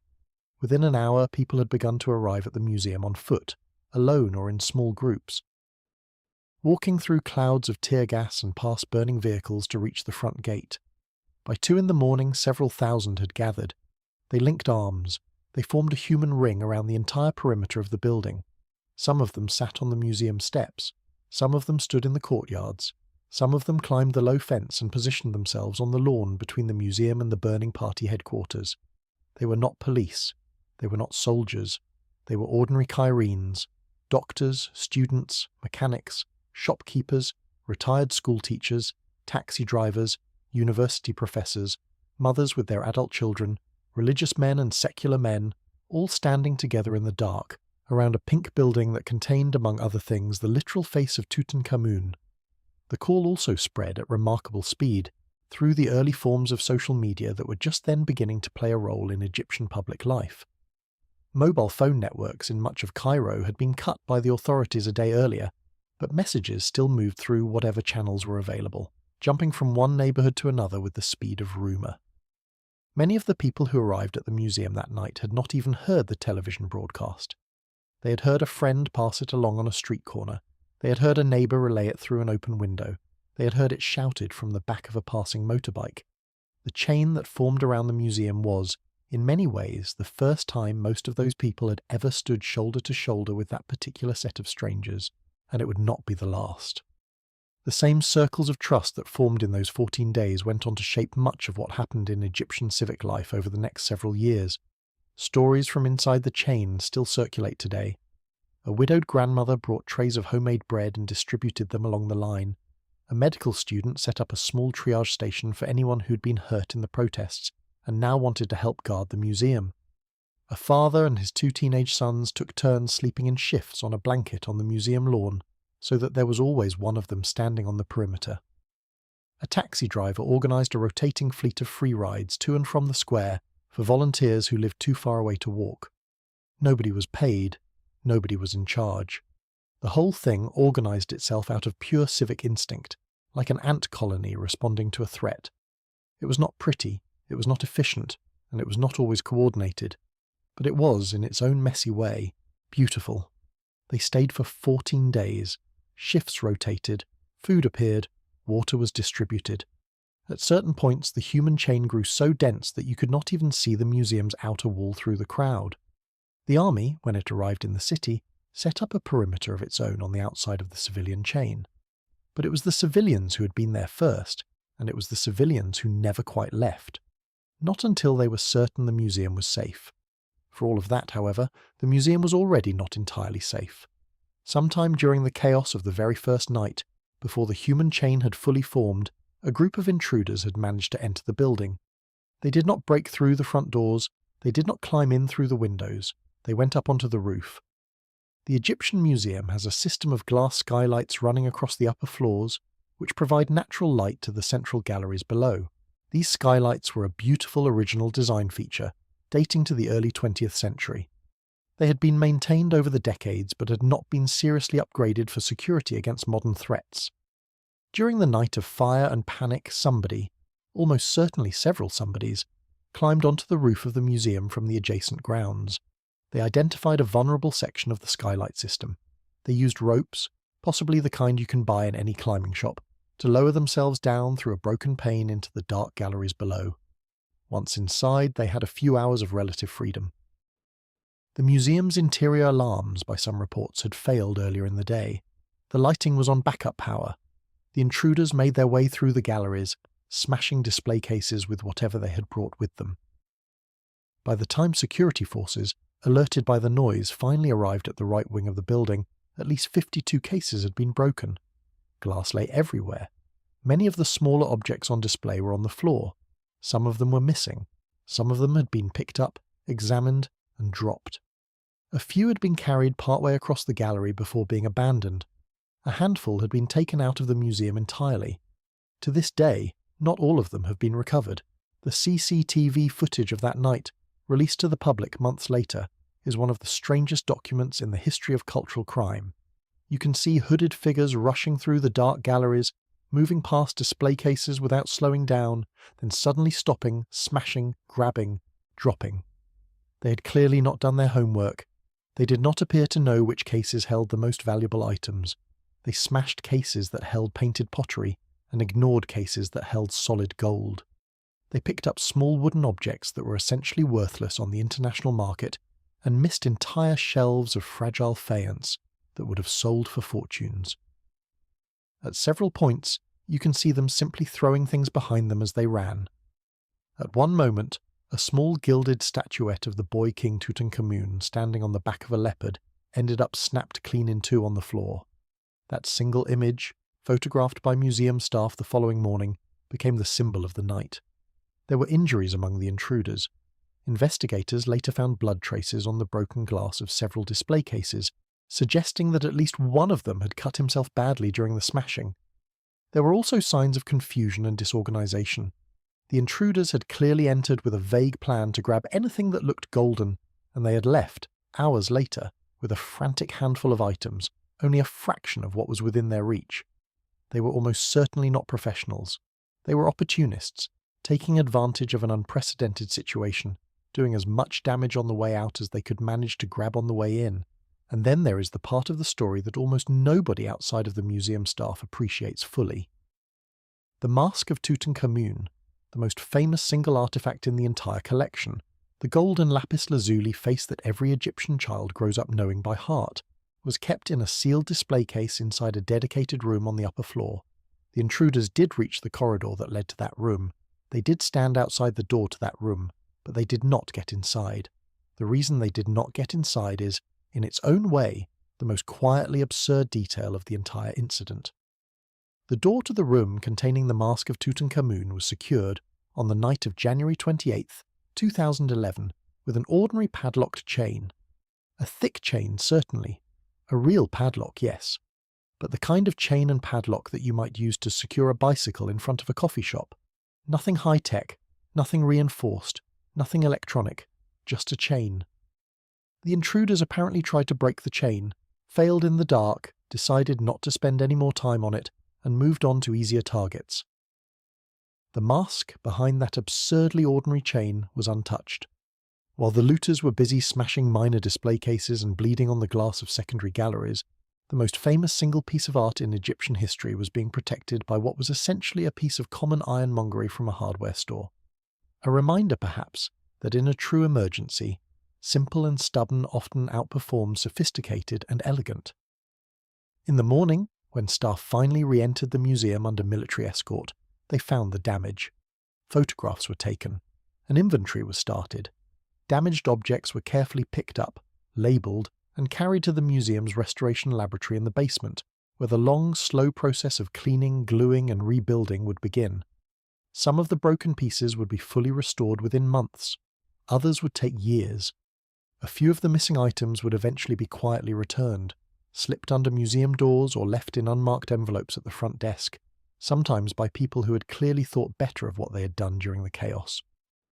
A few items were recovered by police in the days after the incident, hidden in nearby buildings or simply abandoned in the street. Others, however, were never seen again. Among the most famously damaged pieces was that gilded statuette of the boy king on a leopard, snapped at the ankles, lying in pieces on the gallery floor. It was eventually rebuilt by the conservation team after several months of careful work, with new internal supports and almost invisible joins, and is back on display today. But the small fractures along its surface are still there if you know where to look. So is a slightly off-colour section on the leopard's flank, where a replacement fragment of plaster had to be inserted. The piece is whole again, but it carries a permanent memory of that night, the way a healed bone remembers a fracture even after the cast comes off. The lesson of that night was hard to ignore. Egypt had nearly lost, in a single chaotic evening, more cultural memory than had been lost in any single act of war in modern history. The treasures had been saved largely by ordinary citizens linking arms in a circle, plus a stubborn padlocked chain, plus the simple fact that the looters had been amateurs. None of those defences would necessarily hold next time, and as the smoke cleared from Tahrir Square and the ruling government collapsed, and the country began the long process of trying to figure out what came next, one thing was already clear to everyone working in Egyptian heritage. The old approach was finished.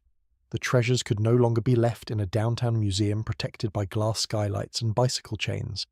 Something new would have to be built. Something larger, stronger, and a great deal more secure. Somewhere far from the chaos of the city, on ground that could be defended, with walls that could not be climbed and roofs that could not be cut through. That something was already, even then, beginning to rise out of the desert sand a few kilometres to the west, beside a set of pyramids whose own builders would have absolutely understood the impulse to overdesign. The drive from downtown Cairo out toward Giza takes about 40 minutes on a good day, longer if you happen to be travelling during rush hour, which in Cairo is essentially every hour between sunrise and midnight. You leave behind the dense apartment blocks, the honking taxis, the street vendors with their carts of bread, and you head west toward the desert that has shaped Egyptian civilization since the first pharaoh was crowned. Eventually, on the right side of the road, the Great Pyramids begin to rise on the skyline, looking exactly the way they look on every postcard you have ever seen. Slightly weather-beaten, slightly smaller in person than you somehow expected, but still, somehow, absolutely impossible to look at without holding your breath. And then, just before the pyramids themselves, on a wide and carefully landscaped plateau, you see something else.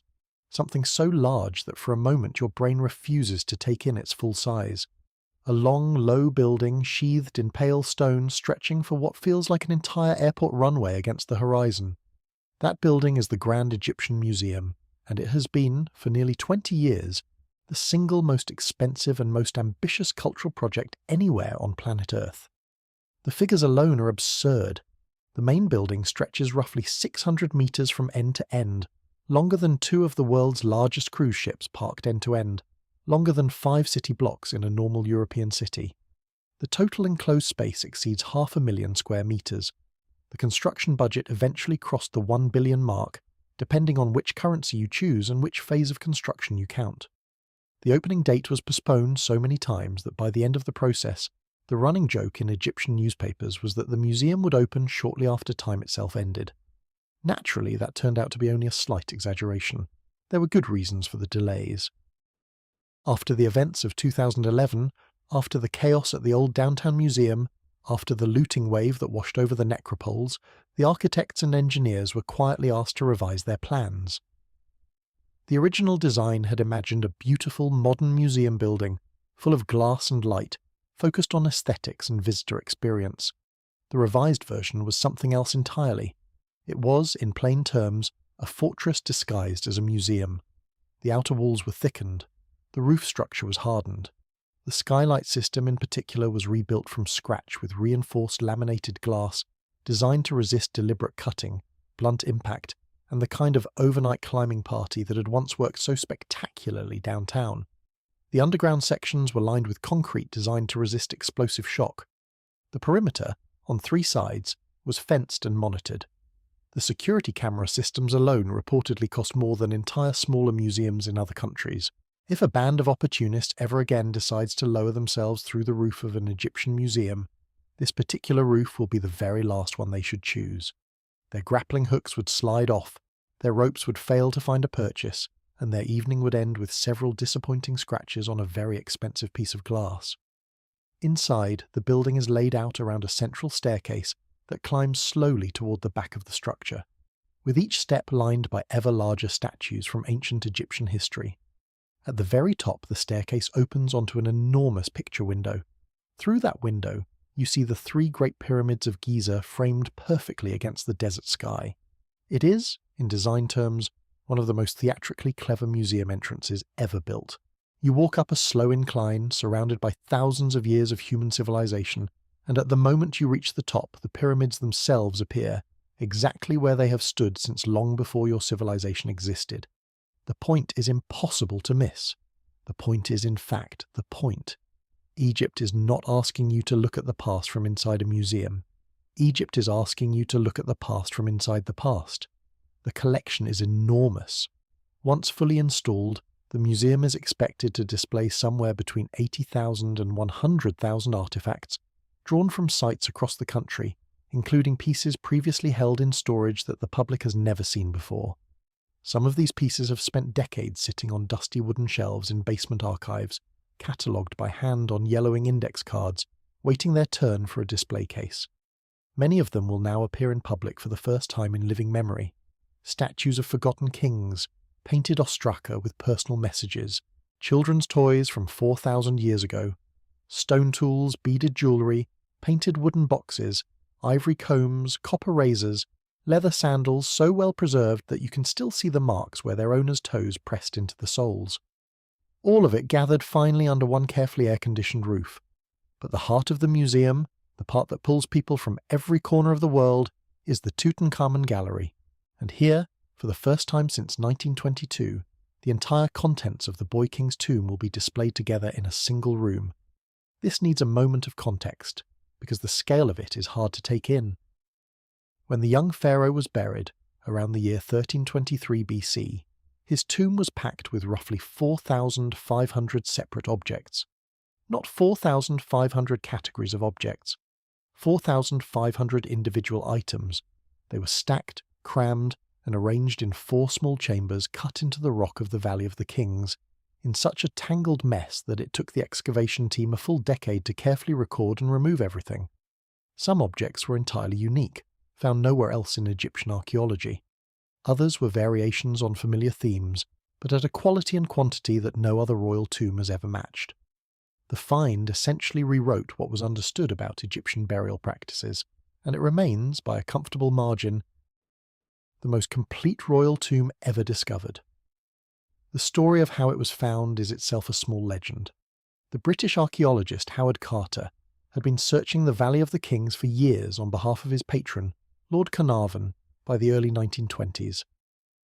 Most of his colleagues had concluded that the valley had been fully explored, that any remaining tombs would be small and looted, and that Carter was wasting time and money.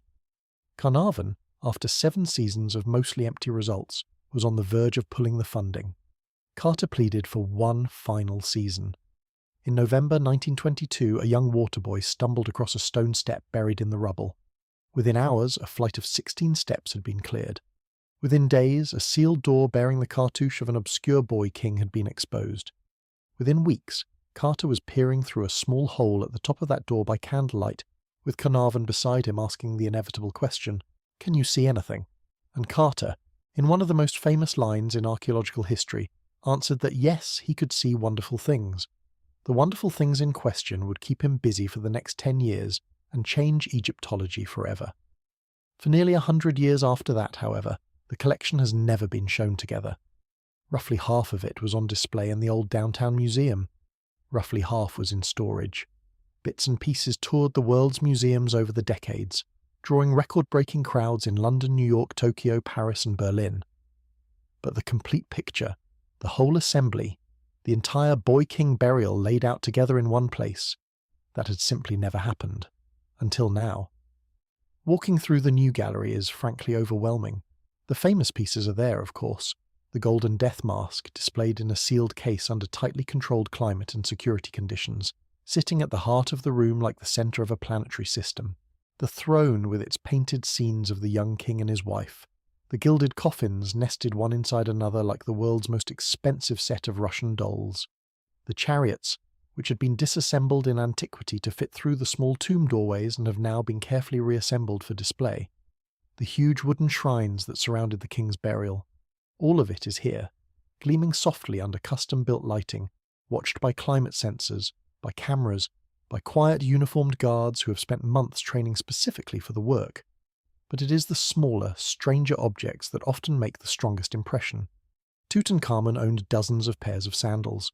Real sandals, made of woven reeds, papyrus fibers, leather and even gold leaf.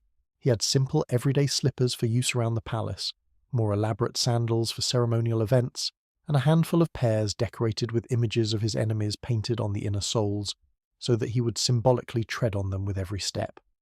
This was not subtle. This was political theatre, performed by your own footwear, every time you walked across a room. The Egyptians, as a culture, were not particularly fond of metaphor. They preferred to make their point directly. He owned, by careful count, 46 boomerangs and throwing sticks, decorated with hieroglyphs and intended for hunting birds in the marshes of the Nile Delta. Some of them are made of ivory, some are made of polished hardwood. A few are probably ceremonial only, displayed during the ritual hunting scenes that any young king was expected to perform. Others appear to have been actually used. Studying them, you start to picture a teenage boy in a chariot, hunting water birds for sport, surrounded by an entire royal household whose only job was to make sure he hit his targets and looked impressive doing it. Whether he actually enjoyed any of this is something we cannot know. He was, after all, a teenager with the entire apparatus of an empire revolving around him. Some teenagers thrive on that kind of attention. Others, presumably, just wanted to be left alone with a stick. He had complete sets of underwear. This is the kind of detail that nobody includes in the popular books, but it is one of the strangest and most human things in the entire tomb. Roughly 140 triangular linen loincloths were carefully folded and packed into a chest at the foot of the burial.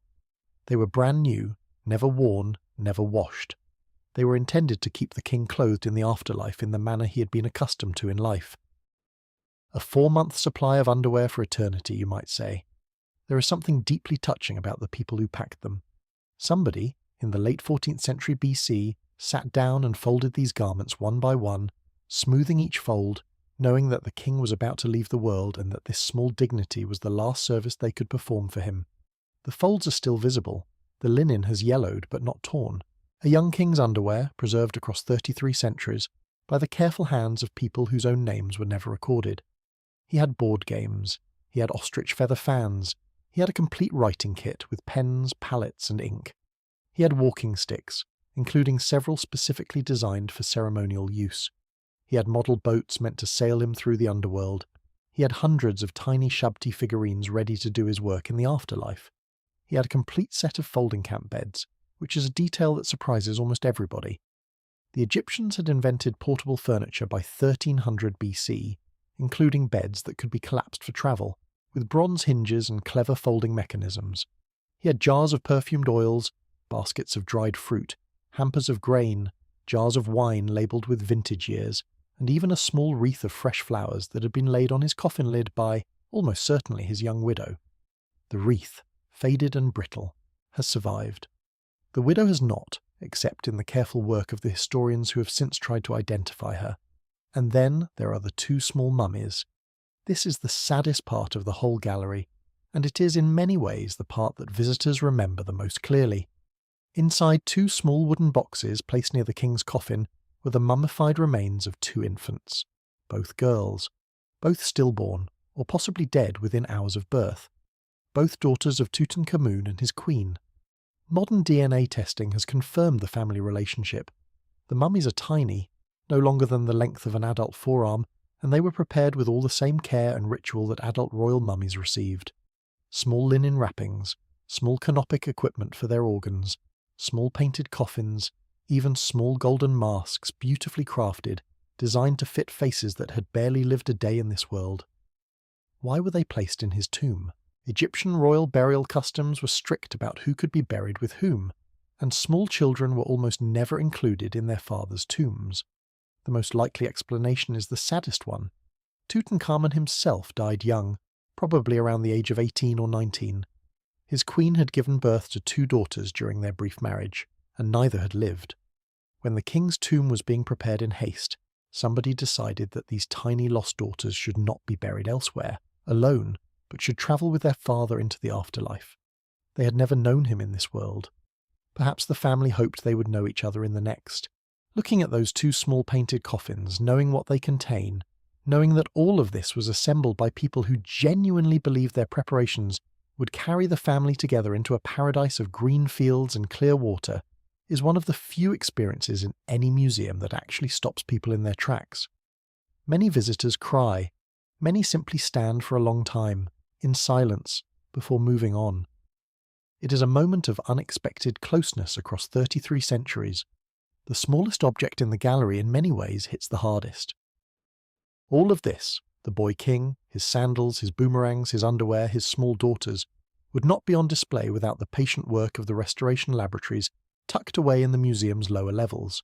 These laboratories are, by any reasonable measure, some of the best in the world. They handle everything from delicate textiles to corroded bronze, from cracked stone to flaking paint. The restorers themselves are a mix of Egyptian specialists trained in Cairo, plus visiting scholars from Japan, Germany, France and Italy, all of them working on long-term collaborative projects. A single chariot, for example, took several years of careful work to prepare for display. Wooden axles had to be stabilized, leather harnesses had to be rehydrated and reshaped, bronze fittings had to be cleaned of corrosion without damaging the underlying decoration. Painted surfaces had to be consolidated grain by grain with microscopes and tiny brushes. Some objects required hundreds of hours of work each. A few required thousands. The labs run 6 days a week, year after year, with no end in sight. Even now, with the main galleries open to the public, work continues quietly on objects that will join the displays in future seasons. For Egypt, this museum is more than an institution. It is a statement. After the chaos of recent years, after the looting waves, after the doubts about whether the country could ever properly protect its own heritage, the Grand Egyptian Museum stands as a public answer. The treasures are not going anywhere. The work is being done. The future, despite everything, is being built.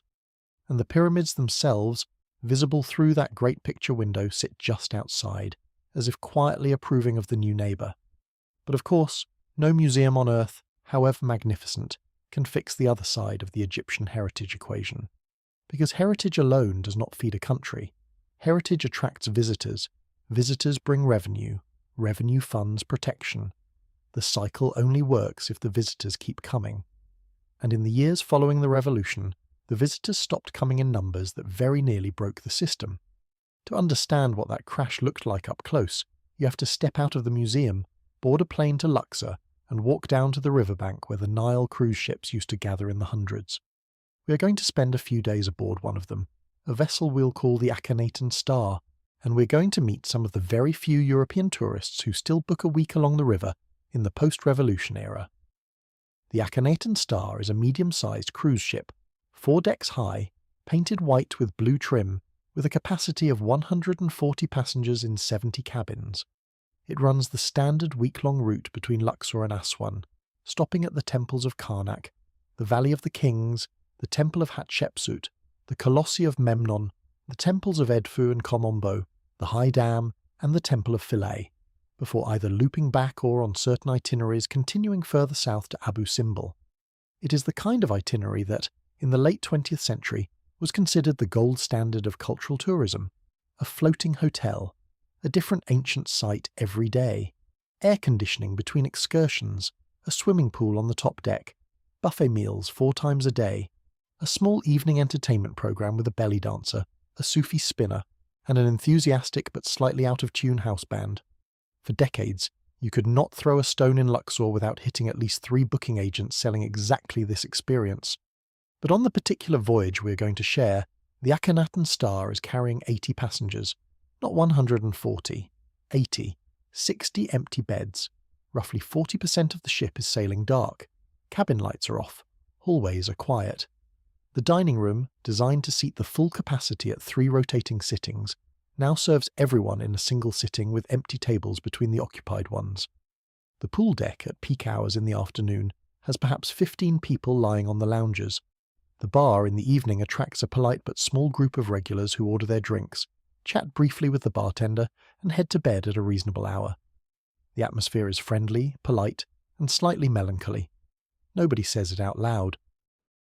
But everybody on board knows that the ship is operating at a loss, and everybody knows that this is the new normal.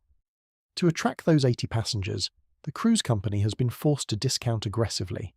A standard week-long booking, including the international flight from Paris to Cairo, the connecting flight to Luxor, all transfers, all meals on board, all excursions, a tour guide, and an air-conditioned cabin with a Nile view, now costs around €2,500 for a family of 4. Before the revolution, the same package would have cost more than twice that. The cruise lines, the airlines, the hotels, and the local guides have all reluctantly absorbed enormous reductions in their margins simply to keep some level of tourism alive. The alternative, empty ships, empty hotels, dismissed staff, mothballed boats, is worse. Among the 80 passengers on the Akhenaten Star are several French families who deserve a closer look. The first family is led by Hélène, a primary school teacher in her early 40s, and her husband Olivier, a regional government employee with a quiet sense of humour. They have brought their 2 children, an 11-year-old boy and a 13-year-old girl, both of whom have been studying ancient Egypt in school, and could not be more excited to actually see what they have been reading about. Hélène has wanted to visit Egypt since she was a teenager. The dream had always been delayed by other priorities. After the revolution, when prices dropped, she and Olivier saw the financial window and seized it. They are slightly nervous about the political situation, but determined to enjoy themselves. Their children, naturally, are not nervous about anything except whether the buffet has dessert at every meal. By the second day of the cruise, Hélène's daughter has filled half a notebook with sketches of hieroglyphs and is interrogating their guide about Cartouche grammar with the focused intensity of a doctoral candidate. Her brother, less academically inclined, has fixated on the practical engineering of the temples, how the stones were cut, how they were lifted, how the columns were balanced without modern equipment. He spends the better part of an afternoon studying a broken column at Karnak, walking around it 3 times and concluding, in a tone of slight disappointment, that he could probably have built it slightly better. Olivier behind him tactfully avoids commenting. The 11-year-old engineer in your family is not someone you want to discourage on his first encounter with the wonders of the ancient world. A second family on board centres around Camille, a single mother in her late 30s who works as an architectural illustrator. She has brought her 2 children, a 9-year-old named Margot and a 6-year-old named Antoine. Camille has visited Egypt once before in her 20s and has been wanting to come back ever since. The discounted prices made the trip possible on a single salary. Her children are too young to remember any of this in detail, but Camille hopes that something of the experience will lodge in their memories, the way her own first visit lodged in hers. Margot, the older one, has decided on the first morning of the voyage that she wants to be an archaeologist when she grows up. Antoine has decided that he wants to be a camel. These are both reasonable career paths for their ages. There are also a handful of retirees on board, mostly French and Belgian couples, who have been planning this trip for years and refuse to be deterred by political events. There are 2 younger couples on their honeymoons taking advantage of the discount to celebrate in a country they could not normally have afforded. There is one solo traveller, a quiet German engineer named Lucas, who reads in the bar every evening with a glass of wine and a heavy biography of Howard Carter. The total atmosphere is friendly, polite, and slightly nostalgic, like a smaller version of a much bigger party that has somehow lost most of its guests, but is still going on out of stubborn habit. The crew, perhaps because they are aware of how thin the passenger list has become, treat everyone with an extra degree of personal attention that you simply do not get on a fully booked vessel. The waiters know everyone's name within 2 days. The bartender remembers everyone's preferred drink within 3. The housekeeping staff leaves small, slightly elaborate folded animal figures made of towels on the beds each evening, a tradition that on a full ship would be a quick mechanical gesture, but on this voyage feels like a small personal letter from someone who genuinely wants you to have a good time. To put these numbers in perspective, a brief look at the statistics is useful. Before the revolution, Egypt was receiving roughly 14 million international visitors per year. France alone sent around 600,000 of those visitors annually, making it one of the top source countries for Egyptian tourism, behind only Russia, Germany, and the United Kingdom. Within 2 years of the revolution, French visitor numbers had collapsed to roughly 1/4 of their previous level. Total international arrivals dropped by more than half. The number of European tour operators offering Egypt as a destination shrank visibly. Several smaller cruise companies went out of business entirely. Larger operators consolidated, laid off staff, and mothballed parts of their fleets. Years later, the recovery is partial but incomplete. Numbers have crept upward. Some markets have returned, but the great pre-revolution wave is gone, and nobody who works in the industry expects it back in the foreseeable future.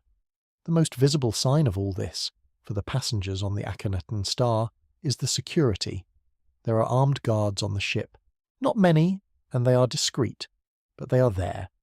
There is a metal detector at the entrance to every major site, manned by uniformed officers with sidearms. There are convoys, sometimes, when buses move between locations, with vehicles in front and behind that are clearly carrying security personnel. At one or two of the more remote sites, there are men in plain clothes standing near the tour groups, watching, with the quiet alertness of people whose job is exactly to watch. None of this is presented as a threat. Quite the opposite. It is presented as reassurance. Look how well protected you are. Look how seriously we take your safety. And yet, of course, the presence of all that security is itself a daily reminder that something is being protected against. The discount on your cabin, in the end, came with a small psychological price tag attached. You pay less, but you notice more. For Helene and Olivier, this trade-off has been worth it. Their children seem to barely register the security at all, the way children rarely register adult concerns when there is a sphinx to look at. Camille has noticed the guards, certainly, but she has decided not to dwell on them. The German engineer in the bar has, perhaps inevitably, written a small paragraph about them in his travel journal. The retirees have decided that armed guards at the pyramids are a small price to pay for visiting the pyramids at all, and the ship itself, with its half-empty corridors and its quiet evenings, sails on day after day between the great temples on the eastern bank and the great tombs on the western bank, carrying its modest cargo of curious travellers down the same river that has carried curious travellers for almost 5,000 years. Daily life on board falls into an easy rhythm within about 48 hours. Mornings begin early, often before sunrise, because the best time to visit the temples is in the cool hours just after dawn. Passengers gather in the dining room for a quick coffee, board their assigned tour bus, and ride out to whatever site is on the day's programme. The guide, whose name is Mahmoud and who has been giving the same tours for 19 years, speaks fluent French, fluent English, and slightly less fluent Spanish, switching between them as the group composition demands. He has a deep love for the material and a quiet sense of humour that takes a day or two to surface. By the third morning, he's making small jokes about which pharaoh was the most insecure and which queen had the best fashion sense, and the passengers have started to laugh, which is what Mahmoud has been quietly aiming for all along. Afternoons on board are quieter. After lunch, most passengers retreat to their cabins or to the pool deck for a long, slow rest, partly to recover from the heat, partly because the ship is sailing again and the riverbanks slide by hypnotically. Palm groves, mud brick villages, small herds of water buffalo wading in the shallows, fishermen in narrow wooden boats casting nets that look almost identical to the nets carved on the walls of Nesmeret's tomb 4,000 years ago. The continuity is, if you stop to think about it, slightly disorienting. The Nile has not changed enough to notice. The villages along its banks have not changed enough to notice either. You could place an ancient Egyptian fisherman in one of those small boats today, and he would, after a few minutes of confusion about the nylon material of the net, get to work without much further trouble. Evenings on board involve dinner, occasional entertainment, and a slow gathering on the upper deck to watch the river under the stars. The night sky over the Nile is one of the great unsung pleasures of an Egyptian river cruise. With no city lights nearby on most stretches, the stars come out in numbers that European visitors have rarely seen in their own lives. The Milky Way is clearly visible. The constellations the ancient Egyptians used to navigate, to time their rituals, and to plan their festivals are all overhead, in essentially the same positions, with only minor adjustments to account for the precession of the equinoxes since the time of the pharaohs. Helene and Olivier sit on the upper deck one evening with their children, pointing out constellations, and somewhere in the middle of the conversation, the 11-year-old boy quietly observes that the sky is the same sky Tutankhamun looked at. Nobody in the family has a response to that. They simply continue looking up. Some moments on this kind of trip simply happen. That sense of being part of a long tradition, even with all the strangeness of the present moment, is what most passengers eventually take home with them. The Nile is older than every problem currently facing Egypt. The pyramids will outlast every security drill that surrounds them. And the people who choose to come, even now, even with metal detectors and discounted cabins, are participating in a kind of slow vote of confidence in the country, whether they realise it or not.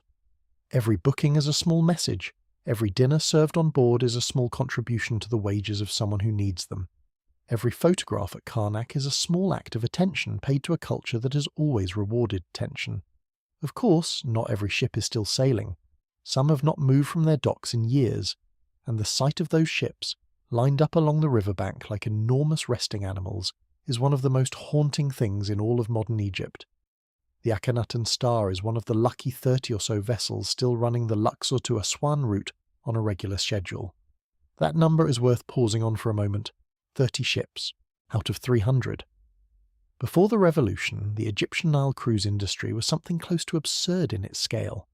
300 floating hotels worked the same stretch of river, north and south, in a continuous rotation of arrivals and departures. On any given evening at the height of the season, you could stand on the Corniche in Luxor and see more cruise ships lined up along the riverbank than you would find in most European harbour cities.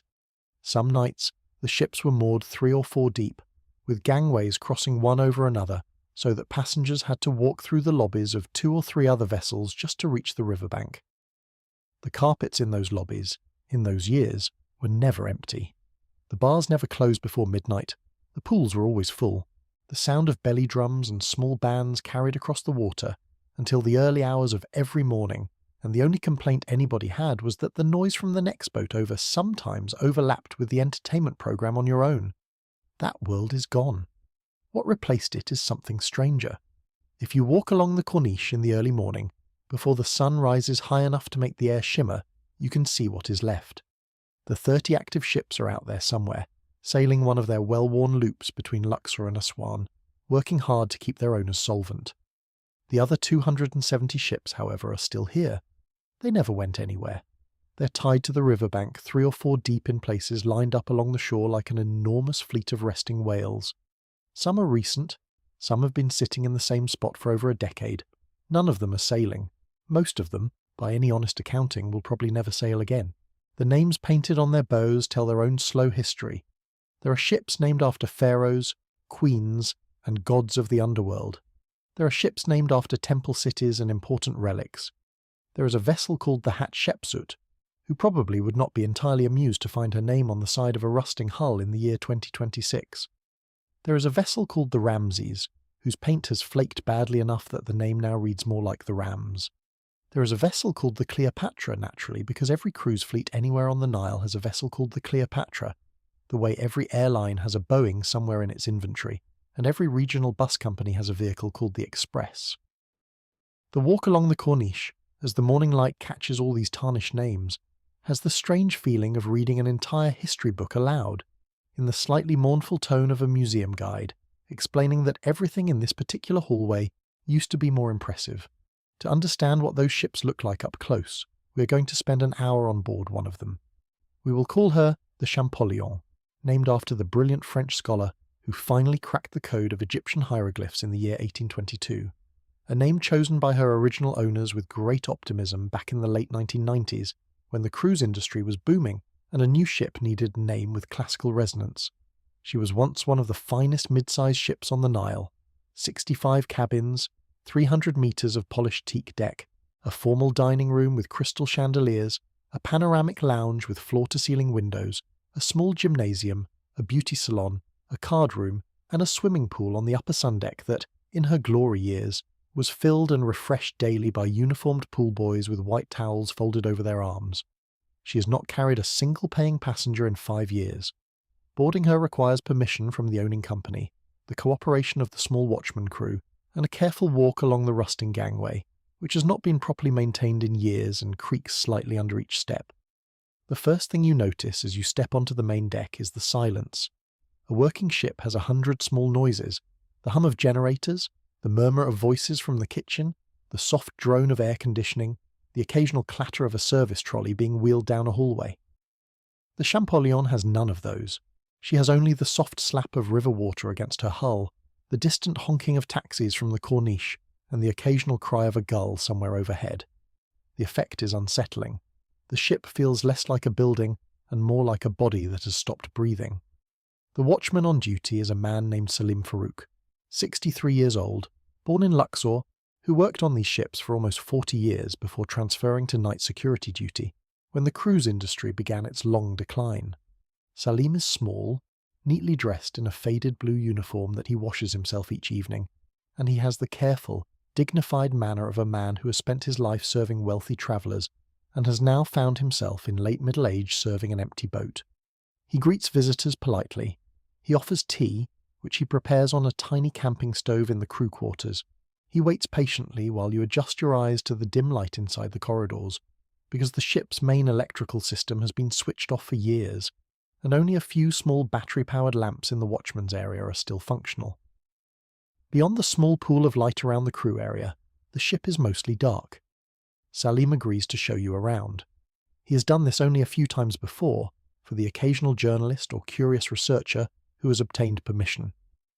He moves through the ship slowly, opening doors with familiar keys, calling out the name of each room as you enter it, the way an old butler might announce the chambers of a country house that has not had guests in living memory. The dining room, sir. The lounge, madam. The card room. The library. The reception. He uses these formal terms with no irony at all. The rooms still deserve their names, in his mind, even if nobody is sitting in them anymore. The dining room is one of the strangest sights you will see in modern Egypt. The tables are still set, roughly 40 round tables, each one laid with white linen, polished silverware, water glasses, wine glasses, folded napkins, and small centerpiece arrangements of artificial flowers. The chairs are pulled up neatly. The bread baskets lined with cotton cloth sit at each setting. Nothing is missing. Nothing has been touched. The entire dining room looks as though it is ready to receive 90 guests for a formal dinner that begins in 20 minutes. The only thing missing is the guests. Then you notice the dust. A fine, grey layer of river dust has settled over everything. The cotton bread cloths have a soft halo of dust on their upper folds. The wine glasses, when you tilt them very slightly toward the dim light, show a film of dust around the rim. The artificial flowers, once vivid and slightly silly, have faded to a muted yellow pink. The chandeliers above the tables, which once carried hundreds of small crystals catching the light, now hang heavy with what looks like an even grey powder, as if they have been very slowly snowed on for years by a snow made entirely of patience. This is, you realise, what an upscale formal dining room looks like exactly 5 years after the last meal was served. The illusion of readiness is the strange part. Everything is still arranged for guests. Everything is dressed for the party. Nobody has bothered to clear the tables because clearing them would be admitting that nobody is coming. So the tables stay set. The bread baskets remain in position. The waiter's station, in the back corner of the room, still has its trays stacked, its serving spoons laid out, its cloth-lined coffee carafes ready to receive their next pour. The room has been frozen in the middle of a dinner service that ended halfway through and never resumed. Salim leads you out of the dining room and along a wide corridor lined with cabin doors. The carpet here was once thick burgundy, with golden patterns woven into the pile. Today it is grey with dust, and in several places along the wall the carpet has begun to lift away from the floor in long brown waves, as if the glue has finally given up after years of waiting for someone to walk over it. The brass cabin numbers on the doors are tarnished but still legible. Cabin 12, Cabin 14, Cabin 16, each one labelled with the name of an ancient Egyptian site in elegant cursive: Karnak, Luxor, Abu Simbel, Philae, Edfu, as if to remind the long-vanished guests of where they were heading. Salim opens one of the cabins at random with a small key from a ring on his belt. The cabin inside is exactly as it was left. A double bed, neatly made, with the corners of the sheet folded into perfect tight triangles. 2 pillows in crisp white cases, a small love seat by the window, upholstered in a soft floral fabric, a writing desk with a leather-edged blotter and a small lamp, a wardrobe with empty hangers, a mini fridge that has been switched off for years, its door slightly ajar to prevent mould. The bathroom, when you peer in, has a small basket of unused soap bars, a folded set of bath towels, and a glass holding 2 clean toothbrushes for guests who never used them. 5 years of dust have settled gently over everything, like a museum exhibit nobody has ever come to see. The window of the cabin looks out at the river. From this angle, in the soft morning light, you can see the next abandoned ship moored only a few meters away, its windows similarly dark, its decks similarly empty. Beyond that ship, another, and beyond that, another. A small flotilla of monuments to a tourism economy that has not yet finished dying. Salim closes the cabin door and continues the tour. He shows you the lounge, where the bar still has its glass display case full of bottles, the alcohol slowly evaporating through the seals over the years. He shows you the small library, where the books on the shelves, battered guidebooks in 5 languages, old paperback thrillers donated by previous passengers, a few coffee table photographs of Egyptian temples, are all slightly warped from years of humidity. He shows you the gymnasium, where 2 treadmills and 3 exercise bikes sit in the same positions they were left in, their displays blank, their belts unmoving.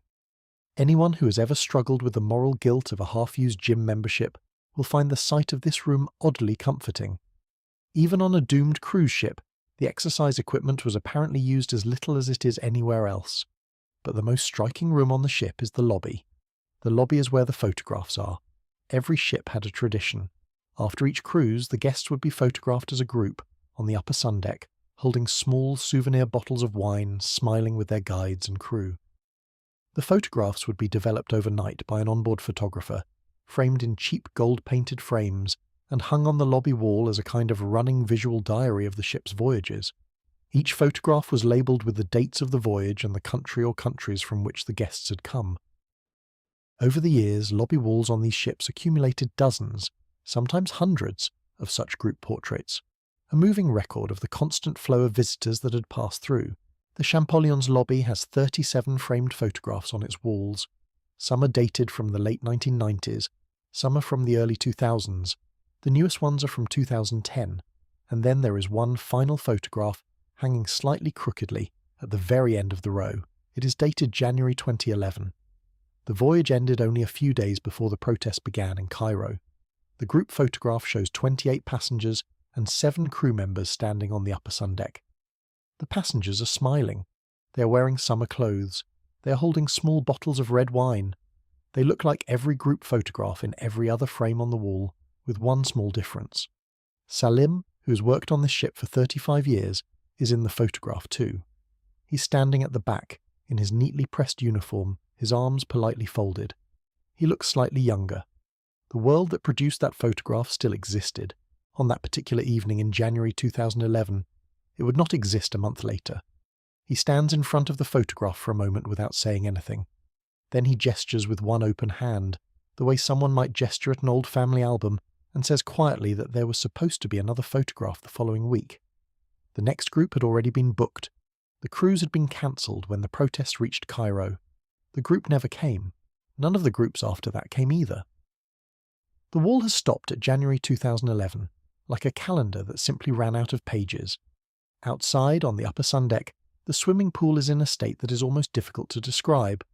The pool is still full, technically, but the water has not been treated, circulated, or refreshed in years.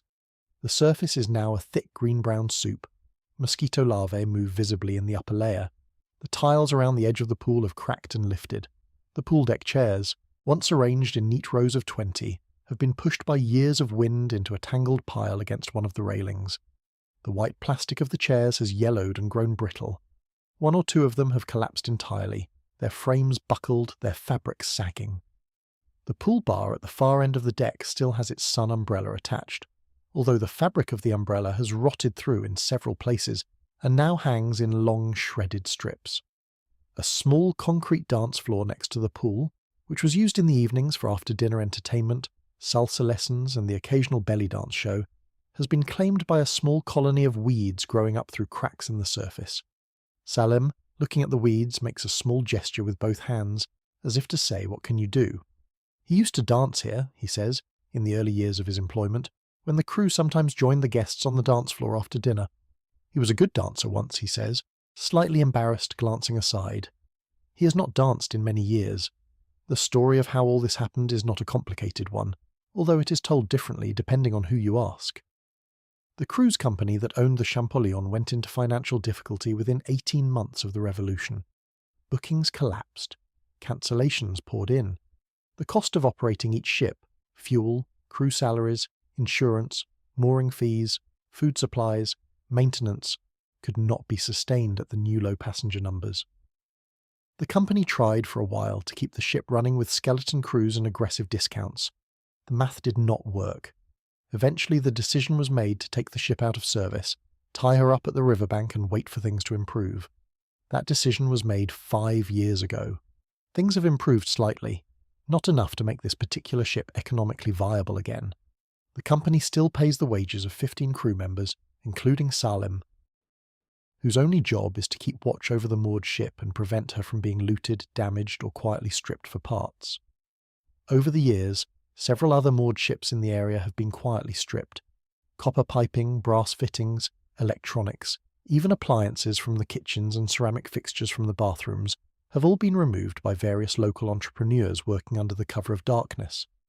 The Champollion has been spared because Salim and his colleagues, working in rotating shifts, have made sure that someone is always on board.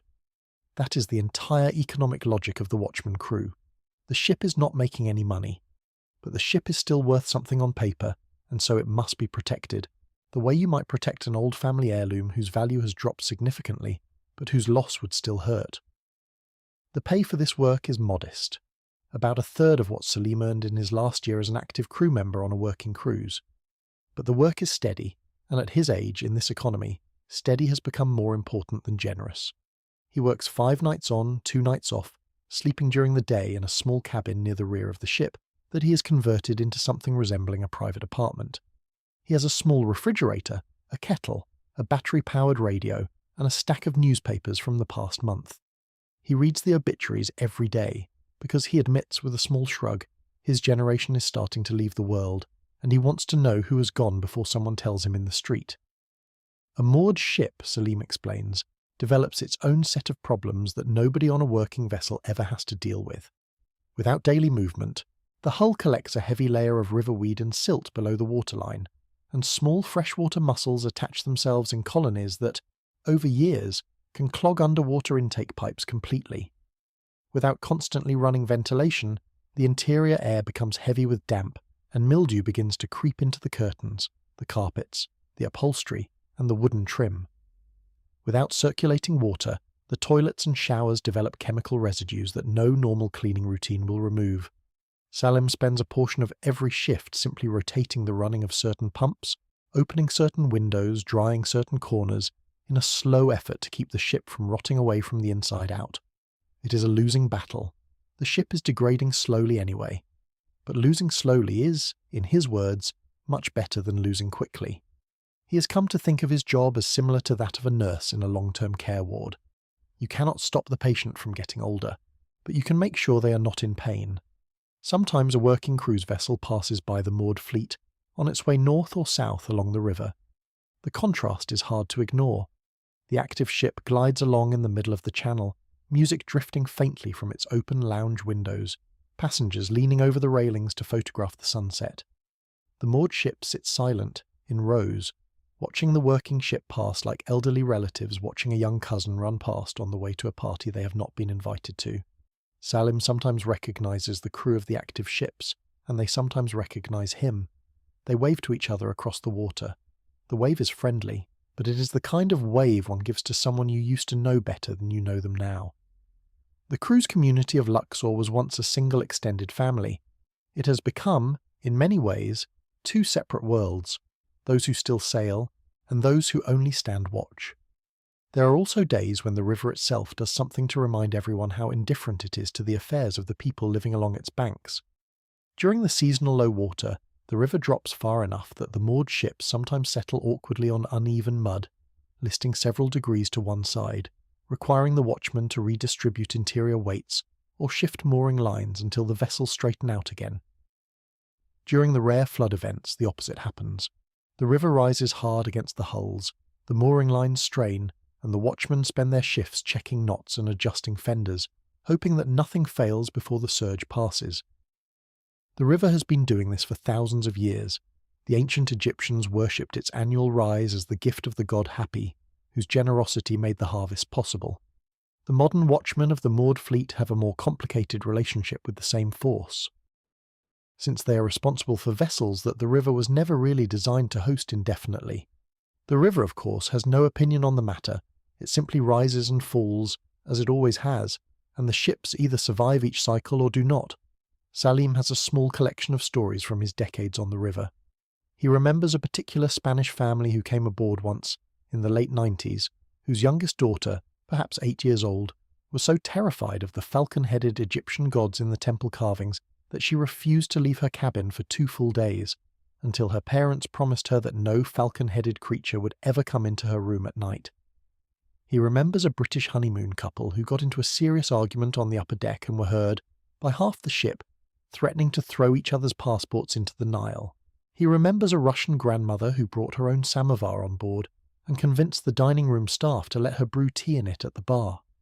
He remembers, more than anything, the way the dining room would fill up at the start of dinner service, the way the sound of conversation would rise to a comfortable hum, the way the river outside the windows would slide past in the evening light. Those memories are not far away in his mind. They feel, he says, like things that happened last month, even though they happened decades ago. The dust on the dining tables, he says, simply does not match how recent the memories feel.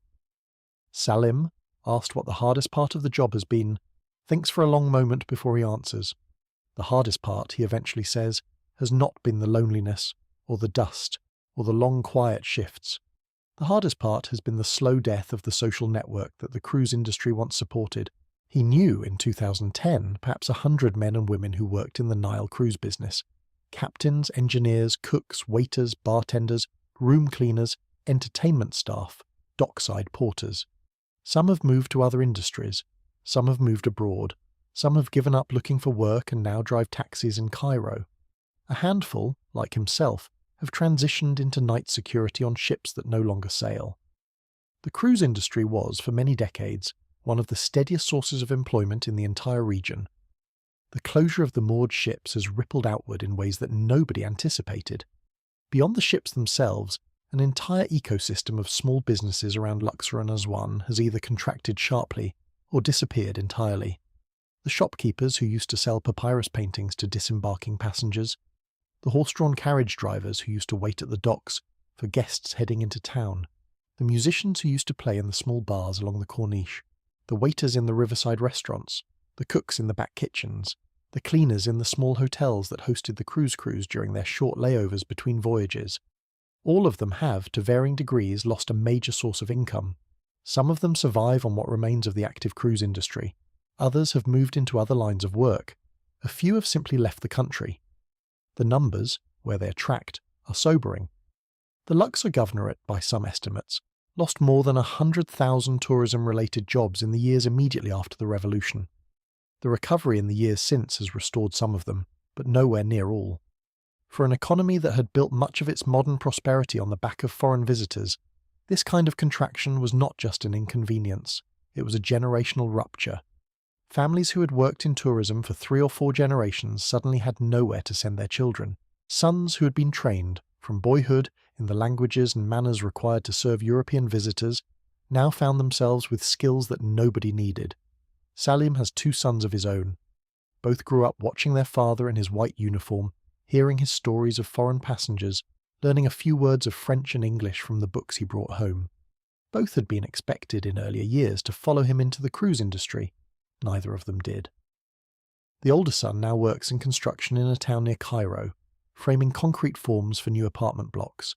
The younger son emigrated to Saudi Arabia, where he works at a hotel in Jeddah, cleaning rooms for guests who do not bother to learn his name. Salim has not seen his younger son in 3 years. They talk on the phone once a month. The grandchildren, who now live in Saudi Arabia too, do not really know him. He has photographs of them on a small shelf in his crew cabin. The youngest one, in the most recent photograph, is wearing a small white dress and holding a stuffed rabbit. She is 2.5 years old. Salim has never met her in person, and probably never will. Standing on the upper deck of the Champollion, looking out at the river that has flowed past this stretch of bank for tens of thousands of years, you can feel something settle in the air that is hard to put into words. The pyramids will outlast the current crisis. The temples will outlast it. The tombs of Saqqara, even with everything they have been losing, will outlast it. The Nile itself, indifferent to everything, will outlast it. But this particular industry, this particular way of life, this particular network of human relationships and small skills and quiet pride in serving an endless flow of foreign curiosity that may not outlast it, that may simply be gone. There is no clear villain in this part of the story. The revolution was not a villain. The economic collapse was not a villain. The collapse of confidence among foreign tour operators was not a villain. The aging infrastructure was not a villain. Each piece of the puzzle made sense in its own context. Together, they produced an outcome that nobody specifically wanted and that nobody specifically chose, and that now nobody quite knows how to reverse. The slow decline of the Nile cruise fleet is one of those modern stories where the cause and the effect are connected only by patience, and where the damage adds up so gradually that by the time anybody calls a meeting to address it, the meeting room itself has been mothballed. Salim walks you back down the gangway with the same dignified courtesy he showed at the start. He shakes your hand at the bottom. He stands at the foot of the gangway, looking up at the ship he has watched over for 5 years, the way one stands at the edge of a cemetery. He does not say goodbye to the ship. He just looks at her for a moment, and then turns and goes back up the gangway and disappears into her shadowed interior, and you do not see him again. The Champollion is one ship. There are roughly 269 others like her, tied up along the riverbank, watched over by their own quiet men in faded uniforms, slowly turning to rust and dust under the Egyptian sun. Some of those ships will be auctioned eventually, broken down for scrap. Some will be towed to other rivers in other countries, refurbished, and pressed back into service under new names and new flags. A few might, if conditions ever truly recover, be cleaned, repaired, and returned to the Lux or Aswan route. But none of them will return to what they were. The era of 300 cruise ships on the Nile, of Corniche docks crowded 3 deep with floating hotels, of dining rooms full to capacity night after night, of pool decks alive with the conversation of half the languages of Europe, that era ended very quietly, sometime between January and February of 2011, and there is no plan to bring it back. Several of the larger ships have already begun to make their slow way to scrapyards in other countries. One particularly elegant vessel, sister ship to the Champollion, was sold 3 years ago to a buyer in the Mediterranean, who paid roughly 1/3 of her original construction cost. She was towed slowly out of the Nile, through the long detour to Suez, and then around to her new home port, where she was being refurbished as a coastal hotel before her new owner ran out of money and abandoned the project halfway through the work. As of last winter, that ship was sitting at a dock in another country, with her interior partially gutted, waiting to be either finished or scrapped, depending on which decision somebody finally makes about her. She is, in other words, exactly where she was before, just in a different language. Other ships have ended up in worse situations. At least 4 moored vessels in the Luxor stretch have caught fire over the past several years, some by accident, due to electrical faults in their long unused wiring, others by suspicious causes that the insurance investigators have politely declined to detail in their reports. A ship on fire on the Nile is one of the more dramatic sights in modern Egypt, and the photographs always make it into international news for a day or two before being forgotten. The remains of those burned ships are still visible along certain stretches of the riverbank, half-submerged hulks blackened by smoke, surrounded by police tape that long ago lost its colour. What remains, instead, is the quiet 30 ships still sailing, the moored 270 waiting for an outcome that will probably not arrive, the small army of watchmen keeping an eye on the empty cabins, and the 80 passengers on each active vessel working their way down the river the same way the wealthy travellers of the 19th and 20th centuries did before them.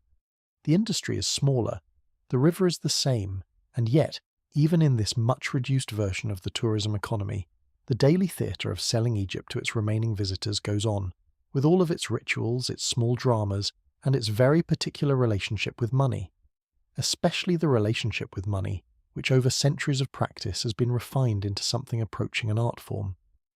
Anyone who has ever travelled in Egypt knows that the country has, somewhere in its national character, a deep and ancient relationship with the art of the deal. This is not a flaw. It is, if anything, one of the oldest cultural inheritances on Earth, refined over 5,000 years of trade across the eastern Mediterranean, the Red Sea, the Sinai land bridge, and the long caravan routes south into Africa. The ancient Egyptians invented commercial accounting. They standardized weights and measures. They wrote down some of the earliest commercial contracts in human history on papyrus and limestone, complete with witnesses, dates, and detailed lists of who was selling exactly how many goats to whom. They have been bargaining over the value of objects for so long that the practice has become, in some respects, a form of social pleasure rather than a purely economic activity. The visitor who arrives in Egypt expecting fixed prices, transparent labels, and a polite indifference about whether you buy or not is going to have an interesting trip.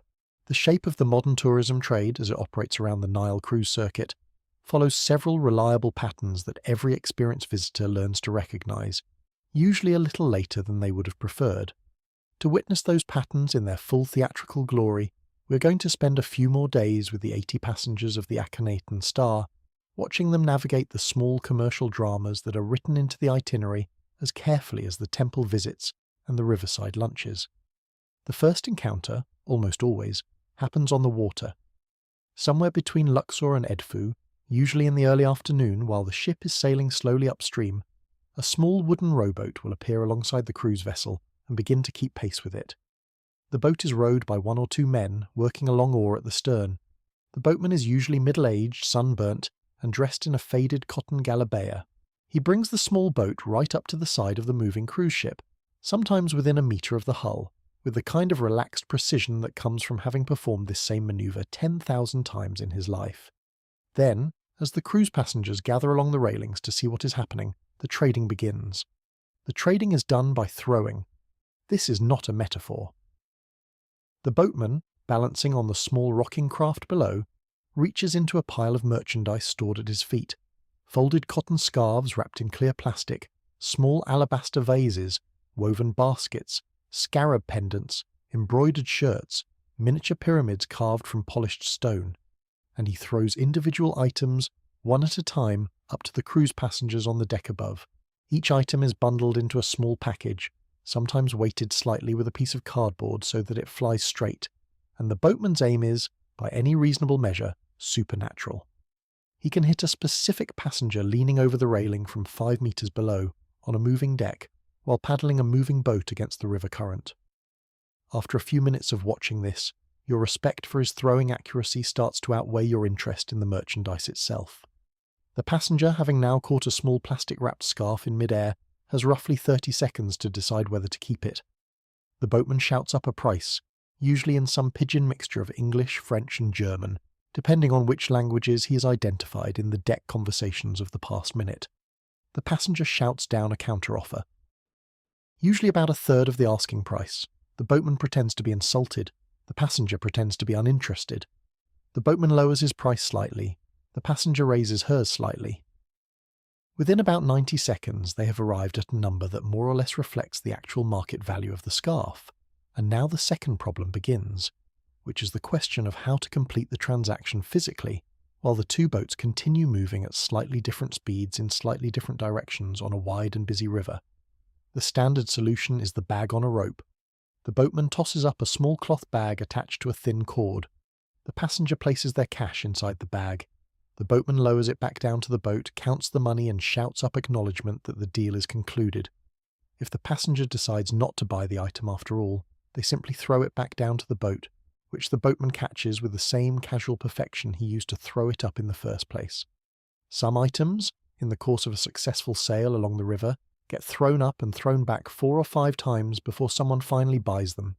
The scarves, in particular, develop a kind of seasoned look from all the catching and throwing. The boatman does not seem to mind. The conversation, the negotiation, the small theatrical play of it all, these are part of his daily life. It is not unfriendly. It is, in its own strange way, almost intimate. What the passengers do not always realize is that the prices paid in these mid-river deals, even after the bargaining, are usually 2 to 3 times what the same items would cost in any market in any nearby town. The convenience charge, you might say, is built into the experience. The boatman is being paid not just for the scarf but for the show. And honestly, the show is worth it. Helene's 11-year-old son, after watching 3 transactions, declared the whole thing the most exciting 20 minutes of the trip so far, which his parents privately agreed was probably accurate. The boat trading tradition itself, incidentally, is much older than the modern cruise industry. River traders along the Nile have been selling small goods to passing river travellers since at least the late 19th century, when European steam tourism first began to bring wealthy foreigners up the river on regular schedules. The technique of throwing goods onto a passing boat was apparently developed in those very early days, when steamships moved more slowly and rowboats could keep pace with them for longer stretches. The whole performance, the catching, the bargaining at distance, the bag on the rope, has been refined over more than 100 years of practice by generations of river families who passed the skill down from father to son.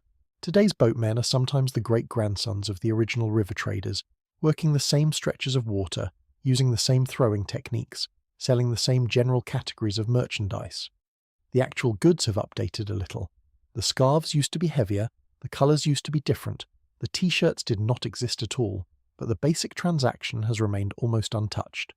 A small ongoing piece of living folk culture performed for a constantly rotating audience. The second classic encounter takes place at what the cruise itinerary calls a papyrus institute. The word institute is the first warning sign, although nobody on the ship knows this yet. To the average European visitor, an institute sounds vaguely educational, vaguely museum-like, possibly attached to a university somewhere. There is, in practice, a centuries-old tradition in Egyptian tourism of giving commercial enterprises slightly grand names. There are perfume institutes, spice institutes, carpet institutes, jewellery institutes. None of them are actually institutes. They are shops, lovely, well-lit, professionally run shops, often quite beautiful in their interior design, and stocked with merchandise that ranges from genuinely high quality to entirely ordinary. But they are shops, and the institute branding is one of the gentlest forms of marketing in the world. It does not deceive anyone who looks closely. It simply prepares the visitor to take what is about to happen slightly more seriously than they would in an ordinary souvenir store.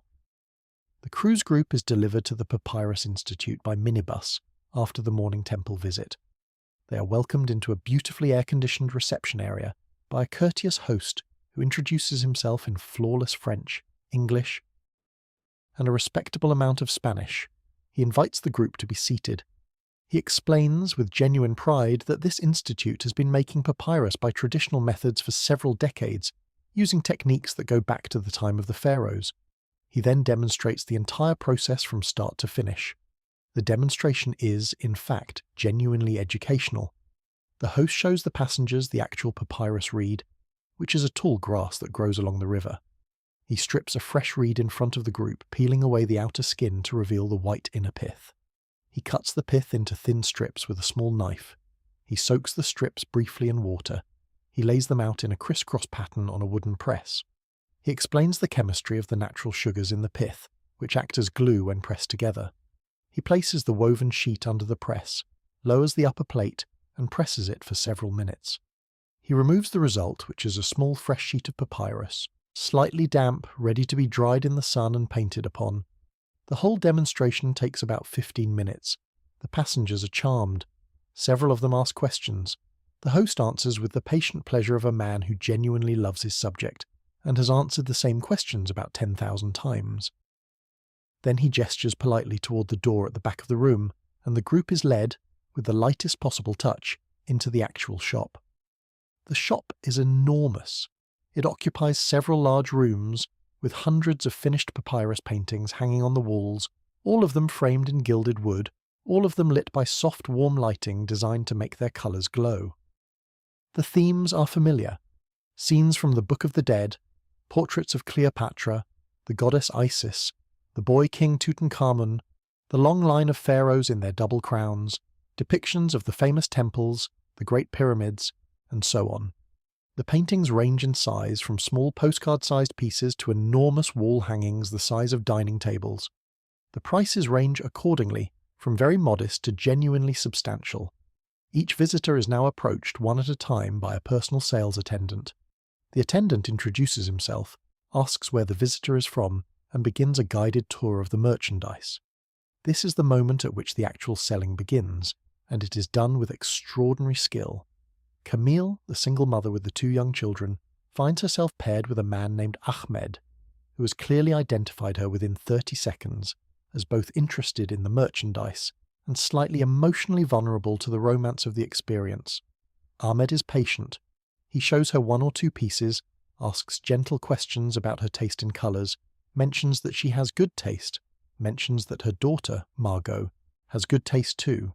He selects 3 particular paintings for special attention. The first is a delicate scene of the goddess Isis kneeling beside a small child. The second is a vibrant rendering of the boat of Ra. The third is a detailed reproduction of the weighing of the heart scene from the Book of the Dead. Each one is, by any honest measure, well executed. Each one has been hand-painted on real papyrus by real artists in this very building. There is nothing fraudulent about any of them. The negotiation is gentle and elegant. Ahmed begins with what he calls the friendly price, written on the back of each painting on a small tag. The friendly price, naturally, is the highest possible price. Camille mentions, with regret, that she has not budgeted for so much. Ahmed smiles, suggests that for such a kind mother, with such a lovely daughter, he can offer a small discount. He produces a calculator and types in a new number. Camille thinks for a moment, then offers slightly less. Ahmed sighs, types in another number. Camille looks at the children, looks at the paintings, looks at Ahmed, looks back at the paintings. She has been on this cruise for 5 days now. She has been thinking about how to bring something meaningful home. The 3 paintings together represent the entire afterlife philosophy she has been hearing about from Mahmoud all week. They are, she has already decided, the perfect souvenir. She agrees to pay the equivalent of €258 for the 3 paintings, framed, packaged and shipped to her home address in Lyon. Ahmed shakes her hand warmly. He insists that she has driven a hard bargain. He thanks her for her family. He thanks her again. Camille leaves the shop in a glow of cultural accomplishment, holding her receipt, with the children skipping along beside her. Now, the awkward truth is this. Camille could have bought 3 similar papyrus paintings, of broadly similar quality, in the open market in downtown Luxor for about €30 total. Possibly less if she bargained well. The friendly price at the Institute is, on average, about 8 times the open market price. After bargaining, she has reduced her purchase to about 5 times the open market price, which both she and Ahmed regard as a successful negotiation. Whether she would have felt better or worse if she had known these numbers in advance is a difficult question. The Institute, after all, did not lie to her. The papyrus is real. The paintings are real. The artist who made them are real. The friendly host who demonstrated the process at the start of the visit is also a real expert who genuinely knows his subject. What she paid for was, in some real sense, the experience as much as the merchandise. Camille will hang those paintings in her hallway in Lyon, and they will remind her for the rest of her life of a particularly happy week on the river. Whether they were a good financial decision is, in the end, a different question from whether they were a good emotional one. The third classic encounter is the spice and perfume shop, which operates on a slightly different principle and which tends to catch out a slightly different category of visitor. The pitch here is built around the genuine cultural fact that Egypt has been a centre of the spice and perfume trade for thousands of years. The shop reminds visitors, accurately, that ancient Egyptians used elaborate blends of fragrant oils in burial rituals, that the Nile Delta was the gateway through which Asian and African spices reached the Mediterranean for centuries, that medieval Cairo was one of the great spice markets of the medieval world. All of this is true. The shop also sells, in addition to its perfume oils, packets of various dried spices and seasonings, including a small selection of saffron, the most expensive spice on earth. This is where things get interesting. Saffron, in international markets, currently trades at roughly 9 to 10 euros per gram for high-quality material. A gram is not very much. To give some sense of scale, a gram of saffron is roughly the amount that fits on the head of a standard postage stamp. Most home cooks use a pinch of saffron, perhaps 1/10 of a gram, in a typical dish. A serious cook with a major saffron habit might use a few grams across an entire year. The pricing reflects this. Saffron is expensive because it has to be harvested by hand, 3 threads at a time, from the stigmas of crocus flowers, and it takes roughly 150,000 flowers to produce 1 kilogram of finished spice. It is, in agricultural terms, one of the most labour-intensive substances in the world. The shop in Luxor knows all of this. The shop also knows that European visitors generally do not know any of this, and that the price structure of saffron is one of the great commercial misunderstandings of international tourism. Hélène, our French primary school teacher, walks into the spice section of the shop with her 2 children. The shop attendant, a kind older woman named Fatima, welcomes her warmly. She shows Hélène a small wooden box containing a deep red, fragrant pile of dried threads. Hélène, who has cooked with saffron before in small quantities, recognizes it immediately. Fatima asks if she would like some. Hélène, doing quick arithmetic in her head, considers what a reasonable amount would be. She thinks she would like 10 grams. That is, in her mind, enough for a year or 2 of cooking, and a generous starting amount. Fatima nods and weighs out the saffron on a small brass scale. The scale registers 10 grams. Fatima writes a number on a small slip of paper. The number, written in clear European notation, says 9. Hélène glances at the number, assumes it is the price for the full 10 grams she's buying, and prepares to pay €9, which seems like a fantastic deal. She has, after all, been a tourist for several days now.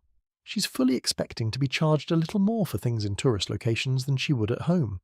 €9 for 10 grams of saffron, even tourist saffron, sounds like a steal. Fatima takes the money, smiles, hands over the small packet. Only after Hélène is back on the bus, halfway to the next site, does she look at the receipt more carefully and notice something strange. The receipt says €9 per gram. She has paid, in fact, €90 total. Not 9. The error is hers. The price on the original slip of paper was indeed the per gram price, and Fatima, in her gentle way, never explicitly said otherwise. The math was always there. It just was not the math Hélène expected. When Hélène returns to the ship that evening, she sits down with Olivier to consider what has happened. They have, by accident, spent a significant amount of money on what is honestly not very much saffron. They have also been told a very interesting story about the spice trade, breathed in some lovely perfumed air, and brought home a small wooden box that will impress dinner party guests for years to come. They are not, in the end, angry about the misunderstanding. They are more accurately amused at themselves. Olivier, who has the kind of quiet humour that improves with the right setting, jokes that they have now officially become the family that overpaid for saffron in Luxor, which he predicts will be a useful anecdote at family gatherings for the next 2 decades. He is probably right. The 4th classic encounter is the textile shop, which is the most cheerful of the 4 because it usually results in a deal that both sides genuinely consider fair. The textile shop sells galabeyas, the long-flowing robes traditionally worn by Egyptian men in rural and traditional settings, plus a wider range of women's kaftans, scarves, and small embroidered linens. The galabeyas are inexpensive by European standards, perhaps 15 to €20 each for a decent cotton one, and they make excellent souvenirs because they are useful, photogenic, comfortable, and easy to pack. The cruise has, as part of its standard entertainment program, a galabeya night planned for the second to last evening, in which passengers are expected to dress in traditional clothing for a themed dinner. The shop visit, of course, is timed to take place earlier in the week, ensuring that everyone who wants to participate can do so. The retired French and Belgian couples on board take to the galabeya shop with enormous enthusiasm. A couple from Brussels named Henri and Madeleine spends nearly an hour in the shop, trying on different styles, comparing colours, discussing fabric weights with the patient attendant, finally settling on a deep blue galabeya for Henri with subtle gold embroidery around the collar, and a matching deep blue kaftan for Madeleine with similar gold detail. The total comes to roughly €30 for both garments. Henri pays in cash. Madeleine carries the folded clothes back to the bus with the satisfaction of someone who has found a genuinely good deal. They will both wear their new outfits to the galabeya night dinner, dance the small ceremonial dances with the other passengers, take photographs together against the deck railings under the stars, and remember the evening for the rest of their lives. Of all the commercial encounters of the week, the galabeya shop has produced the warmest aftermath. The cost was modest. The merchandise was honestly priced. Everybody left happy. This particular kind of encounter is, in some ways, what tourism is supposed to be. For those who do venture out independently, there is a 5th kind of encounter waiting in the old bazaar in central Luxor, only a short walk from the Corniche where the cruise ships are docked. The bazaar is a narrow warren of small streets and covered alleys, with shops opening directly onto the walkways and merchandise spilling out onto the cobblestones. Here the prices are not printed on tags. Nothing has a fixed value. Everything is negotiable, and everything begins with a long, slow conversation. The visitor who walks into one of these shops looking for a small alabaster jar might find themselves 20 minutes later drinking tea on a low stool, hearing about the shopkeeper's son who is studying engineering in Cairo, looking at family photographs, and only then being shown the alabaster jars, none of which have prices, all of which are described in elaborate detail. The whole experience is more like a long visit with a slightly distant relative than a commercial transaction. The price, when it is finally arrived at, often surprises the visitor in both directions, sometimes higher than expected, sometimes much lower, depending on how the conversation has gone. The bazaar runs on a kind of slow human chemistry that almost no other commercial environment on Earth still preserves. Lucas, the quiet German engineer, spent an entire afternoon in such a shop on his second day, ended up buying nothing at all, and described the experience afterward as one of the most relaxing hours of his trip. The shopkeeper, in turn, seemed perfectly content. Some of the most successful transactions in Egyptian commerce, it turns out, involve no money changing hands at all. But behind all of these visits, there is an unseen architecture that the passengers rarely see clearly. It is the architecture of the guide commission. Every cruise tour group is, by long-established industry tradition, taken to a small standard set of shops during each itinerary. The shops are not chosen at random. The shops have arrangements with the tour companies, and through them with the individual guides. Every purchase made by a passenger results in a percentage being quietly returned to the guide, sometimes through the tour company, sometimes directly. The percentages vary by category. Papyrus paintings tend to carry the highest commissions, perfumes and spices come second, textiles tend to carry the lowest, partly because the margins are smaller, and partly because the prices are already so close to fair that the system has less room to operate within. Mahmoud, the guide on the Akhenaten Star, is open about this when asked directly. Mahmoud receives a modest commission from each shop he brings the group to. He does not pretend otherwise. The arrangement is, in his words, an inheritance from the way the industry has always worked. It is also part of how he makes his living. The basic salary paid to tour guides is modest. The commissions, taken across a full season of voyages, make up a significant portion of the annual income of an experienced guide. Mahmoud has used his commissions over the years to put his children through university, to pay for his elderly mother's medical care, to maintain a small apartment in central Luxor, and to keep his own family fed during the lean years after the revolution. He does not regard this as deception. He regards it as part of the social contract of his work. The shops know he brings groups. The groups know the shops are nicer than the open market. The prices reflect the convenience and the curation. Everyone, in his view, comes out of the arrangement with roughly what they wanted. The visitors get a controlled, pleasant shopping experience and beautiful souvenirs. The shops get a steady flow of customers. The guide gets a portion of the income. The cruise company gets a satisfied passenger list. Whether the visitor would prefer to negotiate independently in an open market is, in some sense, a question that the visitor is welcome to answer at any time, simply by skipping the planned shopping stops and exploring downtown Luxor on their own. Almost nobody does. The planned stops are easier, and easier wins. Currency confusion adds its own quiet layer of complication to all of this. The Egyptian pound, at recent exchange rates, trades at something like £50 to the euro, give or take. This means that a price displayed in pounds, say £200, looks frightening on the price tag but actually represents only about €4. Visitors, especially those who arrive without doing the exchange rate homework, often spend their first day or two in a state of mild panic about Egyptian prices, until they finally absorb the conversion ratio and start to relax. A few of the more sophisticated shops display their prices in pounds, euros and dollars simultaneously, with the result that even basic mental math becomes a comparative exercise across three currencies, which is itself a small barrier to careful shopping. The shopkeepers, of course, know exactly what they're doing. They are not deceiving anyone. They are simply making the math just complicated enough that the visitor will, in most cases, default to trusting whatever number the friendly attendant offers. What all of this adds up to, by the end of a week-long cruise, is that the average visitor will have spent significantly more on souvenirs and small purchases than they originally budgeted for. Sometimes that money has been well spent. Sometimes it has been wasted on items that will gather dust in a hallway in Lyon or Brussels for the next 30 years. Most of the time, the truth is somewhere in between. The visitor brings home a mix of genuinely lovely objects and slightly silly impulse purchases, plus a collection of stories about the small commercial dramas they encountered along the way. The stories themselves are, you could argue, the single most valuable souvenir of the trip. They certainly outlast the merchandise. There is a final thing worth saying about all of this, which is the way it sits next to the genuine warmth of the country.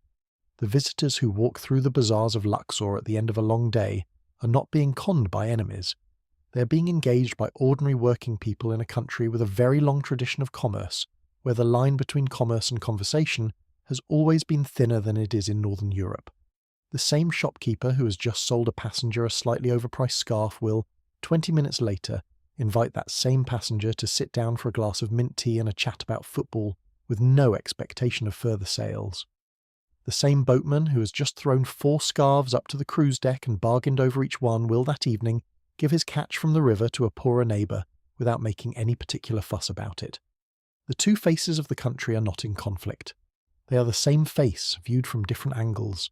Egyptian friendliness and Egyptian commerce do not cancel each other out. They are, in some deep way, the same thing. For visitors who learn to enjoy the theatre of the marketplace as part of the cultural experience, this works beautifully. For visitors who arrive expecting a Scandinavian-style retail environment, with fixed prices and clear labels, it can feel, sometimes, like a long week of mild dishonesty. The truth is somewhere in between. The truth is that Egypt has been doing this for 5,000 years, and the visitor who shows up for a week is not going to change the country. The visitor can only decide how to play their own part in the long old game. Mahmoud, asked one evening on the upper deck what he thinks about all of this, considers his answer for a long moment. Then he smiles slightly and says that visitors who arrive in Egypt expecting to pay a fair market price for everything are going to be disappointed, because the concept of a fair market price was invented in Northern Europe relatively recently. Visitors who arrive expecting to participate in a long, slow, slightly theatrical conversation about value, on the other hand, almost always go home happy. The whole secret of Egyptian shopping, he says, is to remember that you are not really shopping, you are visiting. And visits are always more expensive than shopping, but they are also worth more. For a country whose economy still depends on tourists agreeing to come and visit, this remains a delicate, ancient, and slightly improvised dance. The visitors keep arriving, even in smaller numbers than before. The shopkeepers keep welcoming them, even at reduced margins. The boatmen keep throwing their scarves up to the deck. The papyrus institutes keep demonstrating their craft. And somewhere on the river, between Luxor and Aswan, the small ongoing exchange between East and West continues, exactly the way it has continued for as long as anyone can remember. Beyond all this, however, lies the final stretch of the cruise itinerary. 250 kilometres further south of Aswan, deep in the desert near the Sudanese border, there is one last sight that almost everyone on the ship has been waiting for since the beginning of the trip. Getting there will require a different kind of journey, with a different set of arrangements, and with the most dramatic display of security measures the passengers will see anywhere in Egypt. The convoy assembles in the small hours of the morning, well before most of Aswan has begun to stir. At 3 in the morning, the cruise passengers are gently woken by a polite knock on the cabin door from a member of the night staff, who delivers a small thermos of hot coffee and a single croissant wrapped in a paper napkin, and reminds them that the bus departs in 45 minutes. The passengers, who only a few hours earlier were chatting in the lounge over their last drink of the evening, now stumble out of their cabins in the pre-dawn dark, sleepy, slightly groggy, and frankly a little bewildered at the timing. 3 in the morning, Henri from Brussels mutters, glancing at his watch with a mixture of horror and slight pride. 3 in the morning. We have not gotten up at 3 in the morning since the children were small. There is a reason for the early start, naturally. The destination today is Abu Simbel, the southernmost site on the entire Egyptian tourist circuit, 250 kilometres south of Aswan, deep in the desert, almost on the border with Sudan. The drive will take roughly 3 hours each way.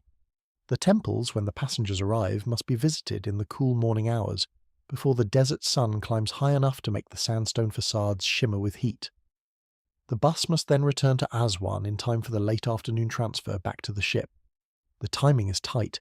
The convoy accordingly must leave very early, but the early hour is not the only unusual feature of this particular morning. The route to Abu Simbel passes through hundreds of kilometres of essentially empty desert, and the road has been the site, over the past several decades, of occasional security incidents involving foreign visitors. The Egyptian authorities therefore arrange all tourist transport to Abu Simbel as part of a single coordinated convoy. Every visitor who travels overland to the site on any given day travels together. 20 buses on this particular morning, give or take, all of them assembling at the same gathering point on the edge of Aswan, all of them leaving at the same hour, all of them travelling together in a single long column, under the watchful eye of the security forces. When the Akhenaten Star passengers board their bus, a few minutes before 4 in the morning, they discover that they are in fact the third bus in the convoy. Ahead of them, 2 larger buses are already loading passengers from other cruise ships. Behind them, by the time their own bus is full, another 17 buses have lined up in 2 patient rows. Police vehicles flash quietly at both ends of the column. A pair of unmarked 4x4s sit between the buses at strategic intervals, their occupants visible only as silhouettes through tinted windows. Mahmoud, the guide, settles into his usual seat at the front, picks up the microphone, and gives the passengers a brief overview of the day ahead. He does not mention the security arrangements directly. Mahmoud has been giving this tour for 19 years, and he has developed a careful skill for talking about everything around the security without ever really talking about the security itself. The convoy begins to move at 4:15. The buses pull out of the gathering area in order, accelerating onto a wide, empty road that heads south into the dark. Within a few minutes, the lights of Aswan are behind them. Within 20 minutes, there is no light visible at all in any direction, except the headlights of the convoy itself. The desert closes in on both sides of the road, invisible in the dark but somehow palpably present, the way a large, quiet animal is present in a sleeping house. Many of the passengers, including the children, fall back asleep almost immediately, slumped against the bus windows, their breath fogging the cool glass. A few stay awake.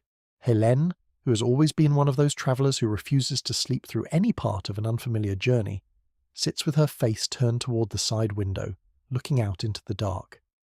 The sky above the desert is, even in the moving bus, more crowded with stars than anything she has ever seen in her life in southern France. The Milky Way is a thick visible band overhead. Mahmoud, who notices her looking, leans over briefly and points out in a quiet voice the constellation that the ancient Egyptians called Sa, which we know today as Orion. The ancient Egyptians believed the soul of Osiris lived in that constellation, he says, and that all the kings of Egypt eventually joined him there. He gestures at the sky. They're all up there now, he adds, with a small smile, the whole long line of them. Hélène nods, slightly moved by the casual way he says it, and goes back to watching the stars. The drive takes about 3 hours. The convoy makes one short stop, around halfway, at a small roadside facility built specifically to serve the daily Abu Simbel run. The passengers stretch their legs in a parking lot under floodlights, use the bathrooms, buy bottled water from a small kiosk, and reboard their buses with the bleary efficiency of people who have done this kind of thing before. By the time the convoy starts moving again, the eastern horizon is turning a deep purple. By the time it reaches the outskirts of Abu Simbel village, the desert is being slowly painted with the kind of soft orange light that makes amateur photographers weep with frustration at the inadequacy of their equipment.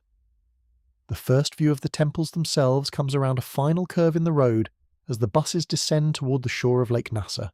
And here, finally, after the long dark drive, the passengers see what they have come for.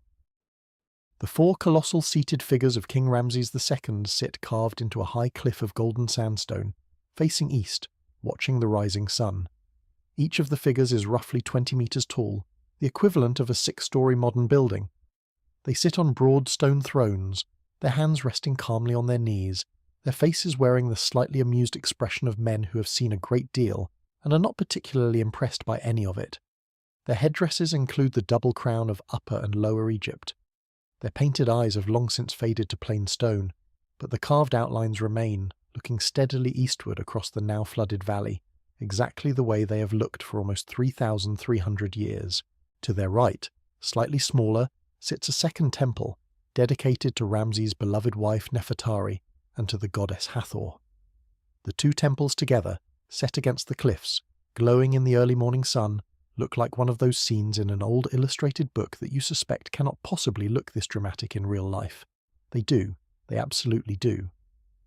The man who commissioned all of this deserves a few minutes of attention, because Ramses II is, by almost any reasonable measure, the most aggressively self-promoting ruler in human history.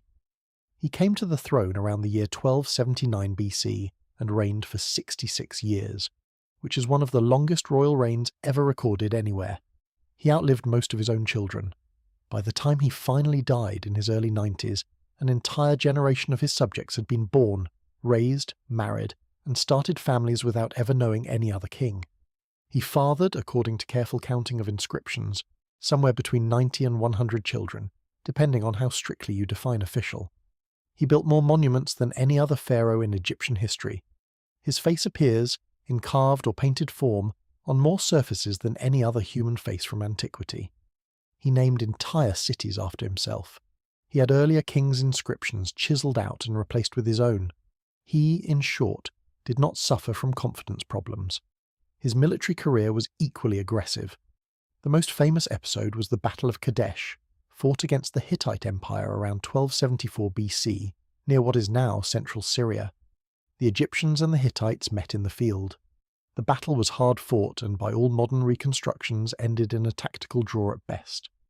Ramses then went home and proceeded to carve the story of his crushing victory at Kadesh onto walls in at least 5 different temples across Egypt, including the walls of Abu Simbel itself. The Hittites, meanwhile, were carving inscriptions in their own temples claiming the same battle as a Hittite victory. Both sides, with great enthusiasm, eventually signed the world's earliest surviving peace treaty around 1259 BC, with detailed provisions for mutual defence, extradition of refugees, and royal correspondence. A clay tablet copy of the Hittite version of that treaty survives today, and a translation hangs on the wall of the United Nations headquarters in New York as a small tribute to the deep historical roots of international diplomacy.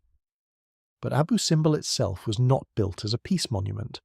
It was built in the deliberately threatening style of every great empire in history as a frontier statement.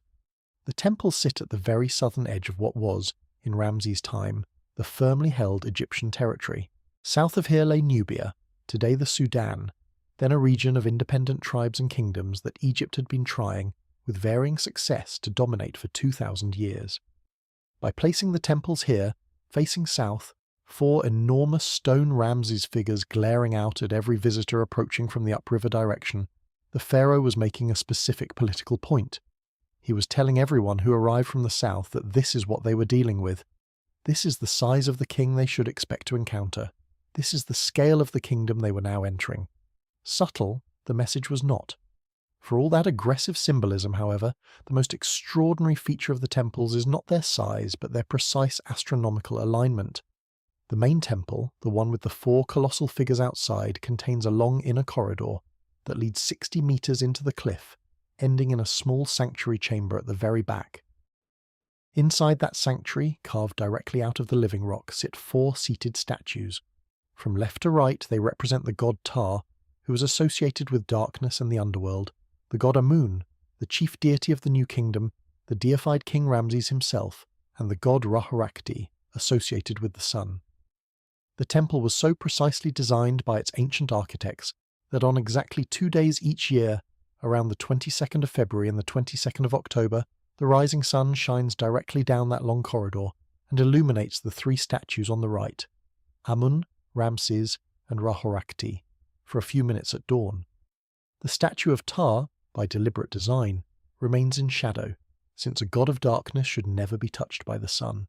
The Egyptians of the 13th century BC, with no telescopes and no modern instruments, had calculated all of this with an accuracy that even today's architects find impressive. They oriented the entire temple, weighing thousands upon thousands of tons, to track a thin beam of sunlight across 2 specific mornings every year. The dates almost certainly correspond to the king's birthday and the day of his coronation, which is the kind of personal public relations move that Ramses would absolutely have approved of given his other documented tendencies. For 33 centuries those 4 statues sat in their dark sanctuary, lit twice a year by the rising sun, while empires came and went outside the temple walls.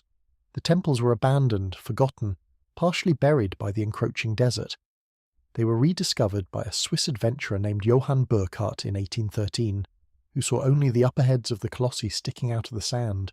They were cleared, painfully, by other explorers over the following decades.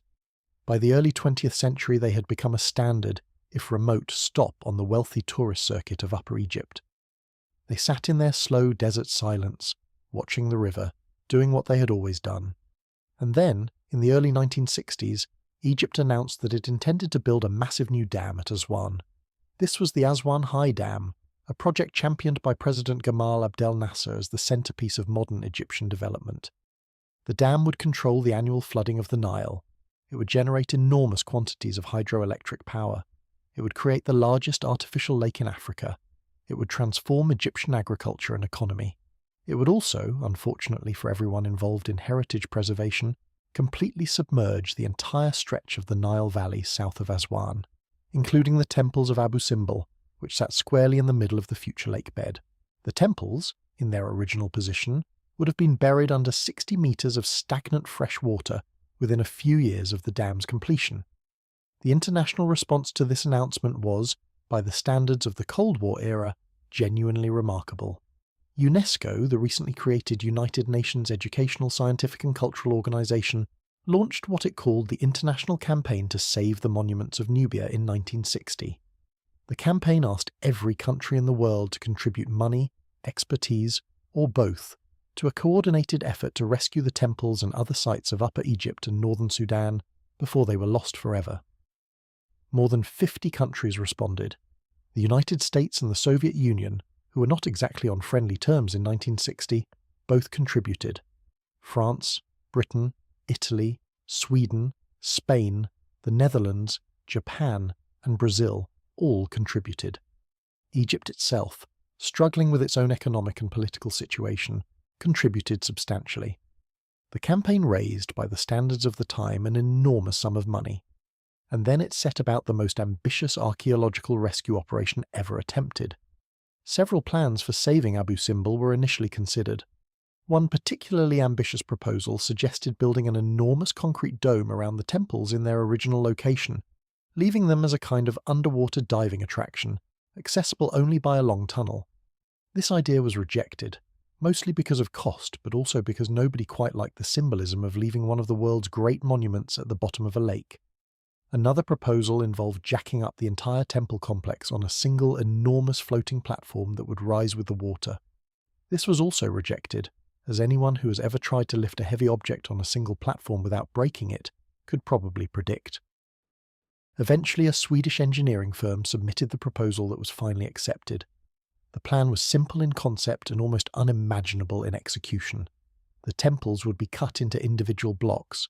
The blocks would be numbered, photographed, mapped, and lifted out. They would be carried up the hillside to a new, higher location, 65 meters above the original site and roughly 200 meters back from the river. There the blocks would be reassembled in their original relative positions on the new ground. An artificial concrete mountain would then be built behind the reassembled temples to support them and to recreate the visual effect of the original cliff. The work began in 1964 and took 4 years. The temples were carefully studied, scanned, photographed, mapped, and then cut into 1,036 individual blocks. Each block weighed somewhere between 20 and 30 tons on average, with some of the largest blocks, the faces and shoulders of the colossi, weighing significantly more. The cuts were made by hand with specialized saws by teams of Egyptian and international workers, slowly and carefully, taking great care to follow the existing seams in the stone wherever possible, and to minimize visible damage to the surface carvings. Each block was numbered in a coded reference system that recorded its position in the original temple, its orientation, its neighboring blocks, and any special features of its surface. The numbering system filled multiple notebooks. Photographs of every angle of every block were filed in cross-referenced indexes. The work was, in essence, the world's most expensive and most painstaking jigsaw puzzle, and it was being assembled, disassembled, and reassembled in real time. The blocks were then lifted by cranes, carried up the hillside on specially constructed roads, and laid out at the new site in a precise mirror of their original positions. The reassembly took the better part of 2 years on its own. Every block had to be set down within a few millimeters of where it belonged, with the original seams matching perfectly along every visible surface. Slight colour differences from the cutting process were carefully filled and blended. The interior corridors, the inner sanctuary, the painted ceiling, all of it was reconstructed exactly as it had been. Then the concrete mountain behind the temples was built, layer by layer, until the whole structure looked, from the river, very much like the original cliff that had been left behind below the rising waters. When the work was finished in 1968, the temples were inaugurated in a ceremony attended by officials from Egypt, UNESCO, and many of the contributing countries. The astronomical alignment had been carefully preserved during the reconstruction. The sun still penetrated the corridor on the right 2 mornings each year. Modern measurements suggest the alignment shifted by about a day from its original timing, due to small unavoidable inaccuracies in the reassembly, but the principle and the experience remained essentially identical. The 4 statues in the sanctuary still received their twice-yearly visit from the rising sun. Ptah still remained in shadow. The whole improbable rescue had worked. Today, when you stand in front of the colossi, you are looking at exactly the same stones the original builders carved more than 3,300 years ago. The faces are the same faces. The hieroglyphs are the same hieroglyphs. The proportions are identical to within centimetres. The only difference is the location. 65 metres higher, 200 metres back, on an artificial hill instead of a natural one. From the visitor's point of view, the move is almost invisible. From a historical point of view, it is one of the most extraordinary acts of cultural cooperation that any generation of humans has ever performed. The Akhenaten Star passengers, having walked from their bus across a wide stone plaza, now stand in front of the temples and try to absorb what they are seeing. Mahmoud gives a careful and emotional explanation of the rescue operation. Helene's daughter has filled another full page of her sketchbook before they have even entered the main temple. Camille, holding Antoine's hand, points up at the towering stone face of Ramses and tells him that, yes, the statue really is that big, and no, they are not going to climb on it. Lucas, the German engineer, is studying the seams between blocks with the focused attention of someone who can identify, with high professional accuracy, exactly how the cuts were made. Henri and Madeleine, in their galabeas from earlier in the week, stand together at the foot of the colossi, holding hands quietly, looking up. The inside of the temple is, if anything, more impressive than the outside. The first chamber, large and open, is decorated with rows of standing figures of Ramses himself, mummiform, arms crossed, gazing forward into the dim light. The walls are covered in scenes of his military victories, his religious ceremonies, his offerings to the gods. Beyond this first chamber, a series of smaller rooms continues into the rock, growing progressively more sacred as the visitor moves deeper. The final chamber, the inner sanctuary, holds the 4 seated statues of the gods. The light is dim, the air is cool. The crowd of tourists, which moments ago was chattering and laughing in the outer plaza, falls almost completely silent. Even the children stop talking. The space simply demands it. After perhaps half an hour inside the main temple, the group moves on to the smaller temple of Nefertari, located a short walk to the north along the cliff face. This temple is dedicated to Ramses' favourite wife, the queen who appears in inscriptions throughout his reign, and who he married, by most accounts, when he was very young. The facade of her temple is decorated with 6 standing figures, each 10 metres tall, 4 of Ramses himself, 2 of Nefertari. Crucially, the queen's figures are carved at the same height as the king's. This was almost unheard of in Egyptian royal art, where queens were almost always depicted at significantly smaller scale than their husbands, often only knee-high. By placing his wife at his own scale, Ramses was making, in his own indirect way, a public statement about how he felt about her. The Egyptian record contains a famous inscription Ramses commissioned about Nefertari, in which he described her as the one for whom the sun shines, which is, in Egyptian poetic terms, just about the highest compliment a husband could pay a wife.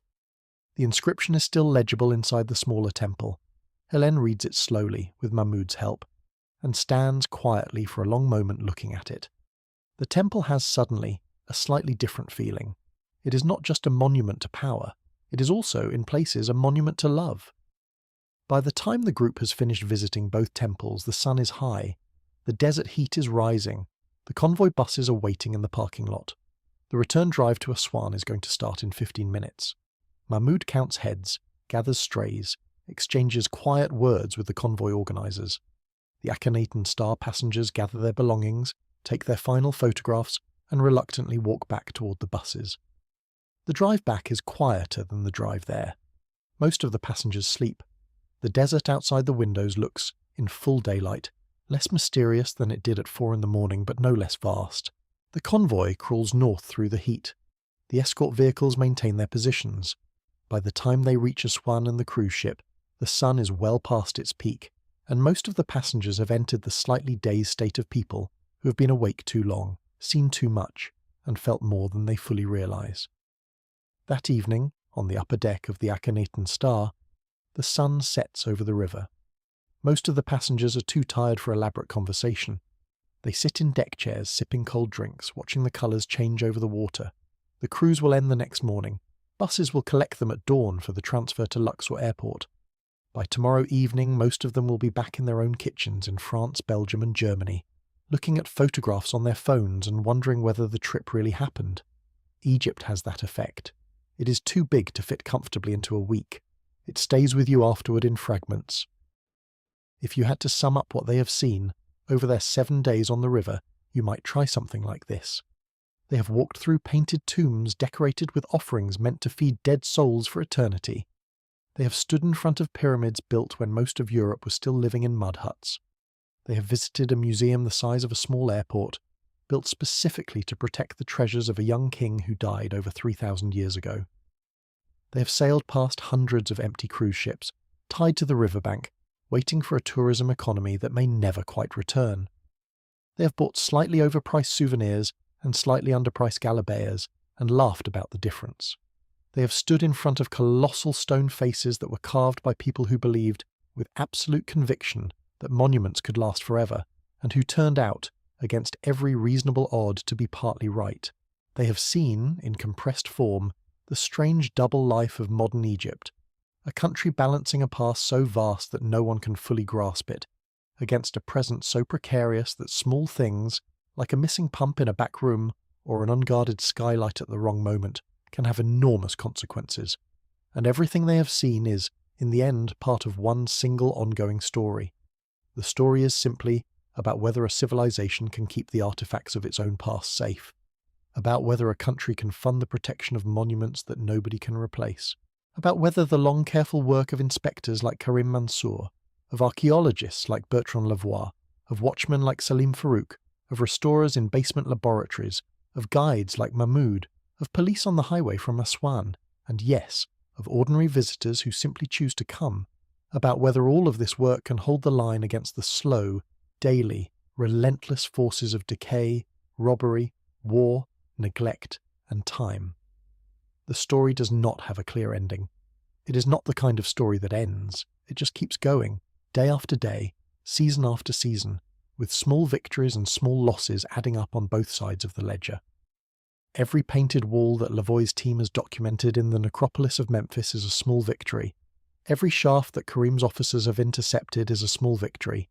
Every cabin on every dusty moored cruise ship that Salim has prevented from being stripped is a small victory. Every visitor who has walked back to their bus at the end of a long hot day carrying a few framed papyri and a story about an overpriced packet of saffron is, in their own small way, contributing to the continuation of the whole arrangement. The painters, the inspectors, the watchmen, the guides, the boatmen, the shopkeepers, the restoration technicians in the basement of the Grand Egyptian Museum, and the visitors themselves are all, knowingly or not, holding up different corners of the same enormous shared fabric. That fabric is more than 4,000 years old. It has survived plagues, invasions, revolutions, religious upheavals, the rise and fall of empires, dynasties, occupations, world wars, and countless smaller crises along the way.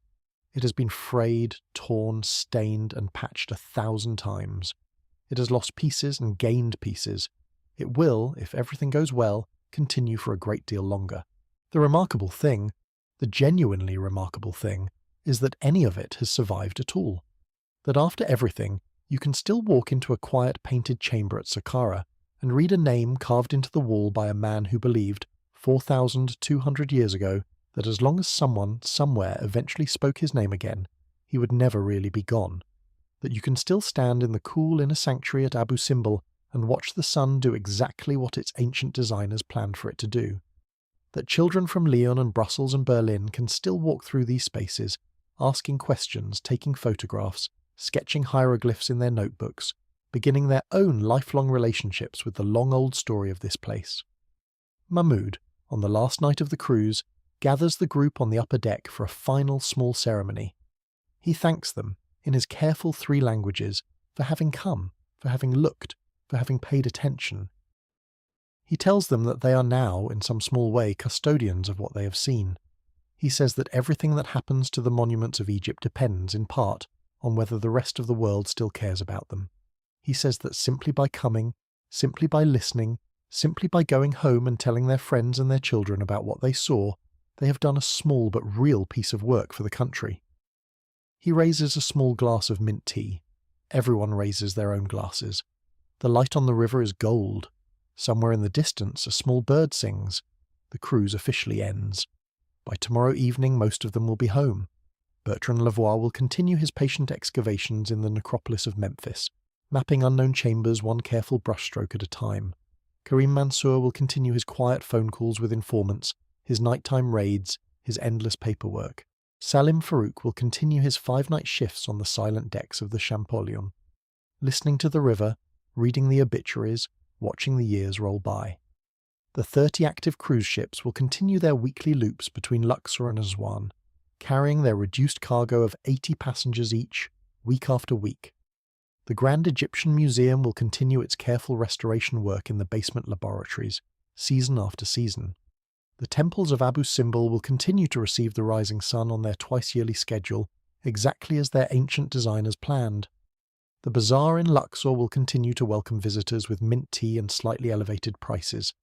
The boatmen will continue to throw their scarves up to the cruise decks with supernatural accuracy. The looters, somewhere in the dark villages along the edge of the desert, will continue to dig. And the long, slow, patient story of Egypt, a story older than nearly every other continuous human story currently being told anywhere on the planet, will continue to unfold, with all of its losses and all of its triumphs, exactly the way it has always done. Some pieces will be lost, other pieces will be found. The fabric will keep being patched season after season, hand by hand, generation by generation, for as long as anyone is willing to keep up the work. For now, on the upper deck of a half-empty cruise ship moored at Aswan, with the river flowing the same way it has flowed for tens of thousands of years, and the stars overhead arranged in the same patterns the ancient Egyptians used to navigate their lives, the small group of visitors finishes their tea, takes a last look at the water, and slowly heads back to their cabins to pack. In their suitcases tomorrow, they will carry small papyrus paintings, folded galabeas, a wooden box of overpriced saffron, 1,000 photographs, and a set of memories that will, with luck, outlast nearly everything else they own. And in some small way, the country itself will travel home with them, in the form of stories they will tell at dinner tables for the rest of their lives. That is perhaps the best ending we can ask for. The pyramids endure, the temples endure, the river flows, the work continues, and somewhere along its banks on any given evening somebody, somewhere, is still speaking the name of a long-dead scribe, exactly the way he hoped they would. Thank you for travelling along with me on this long, slow journey through one of the most remarkable countries on earth. If you have made it this far, I hope your evening has been a peaceful one, that the stories have settled gently in your mind, and that you carry away from them something useful or restful, or, ideally, both. Sleep well. Sweet dreams. Good night from the banks of the Nile.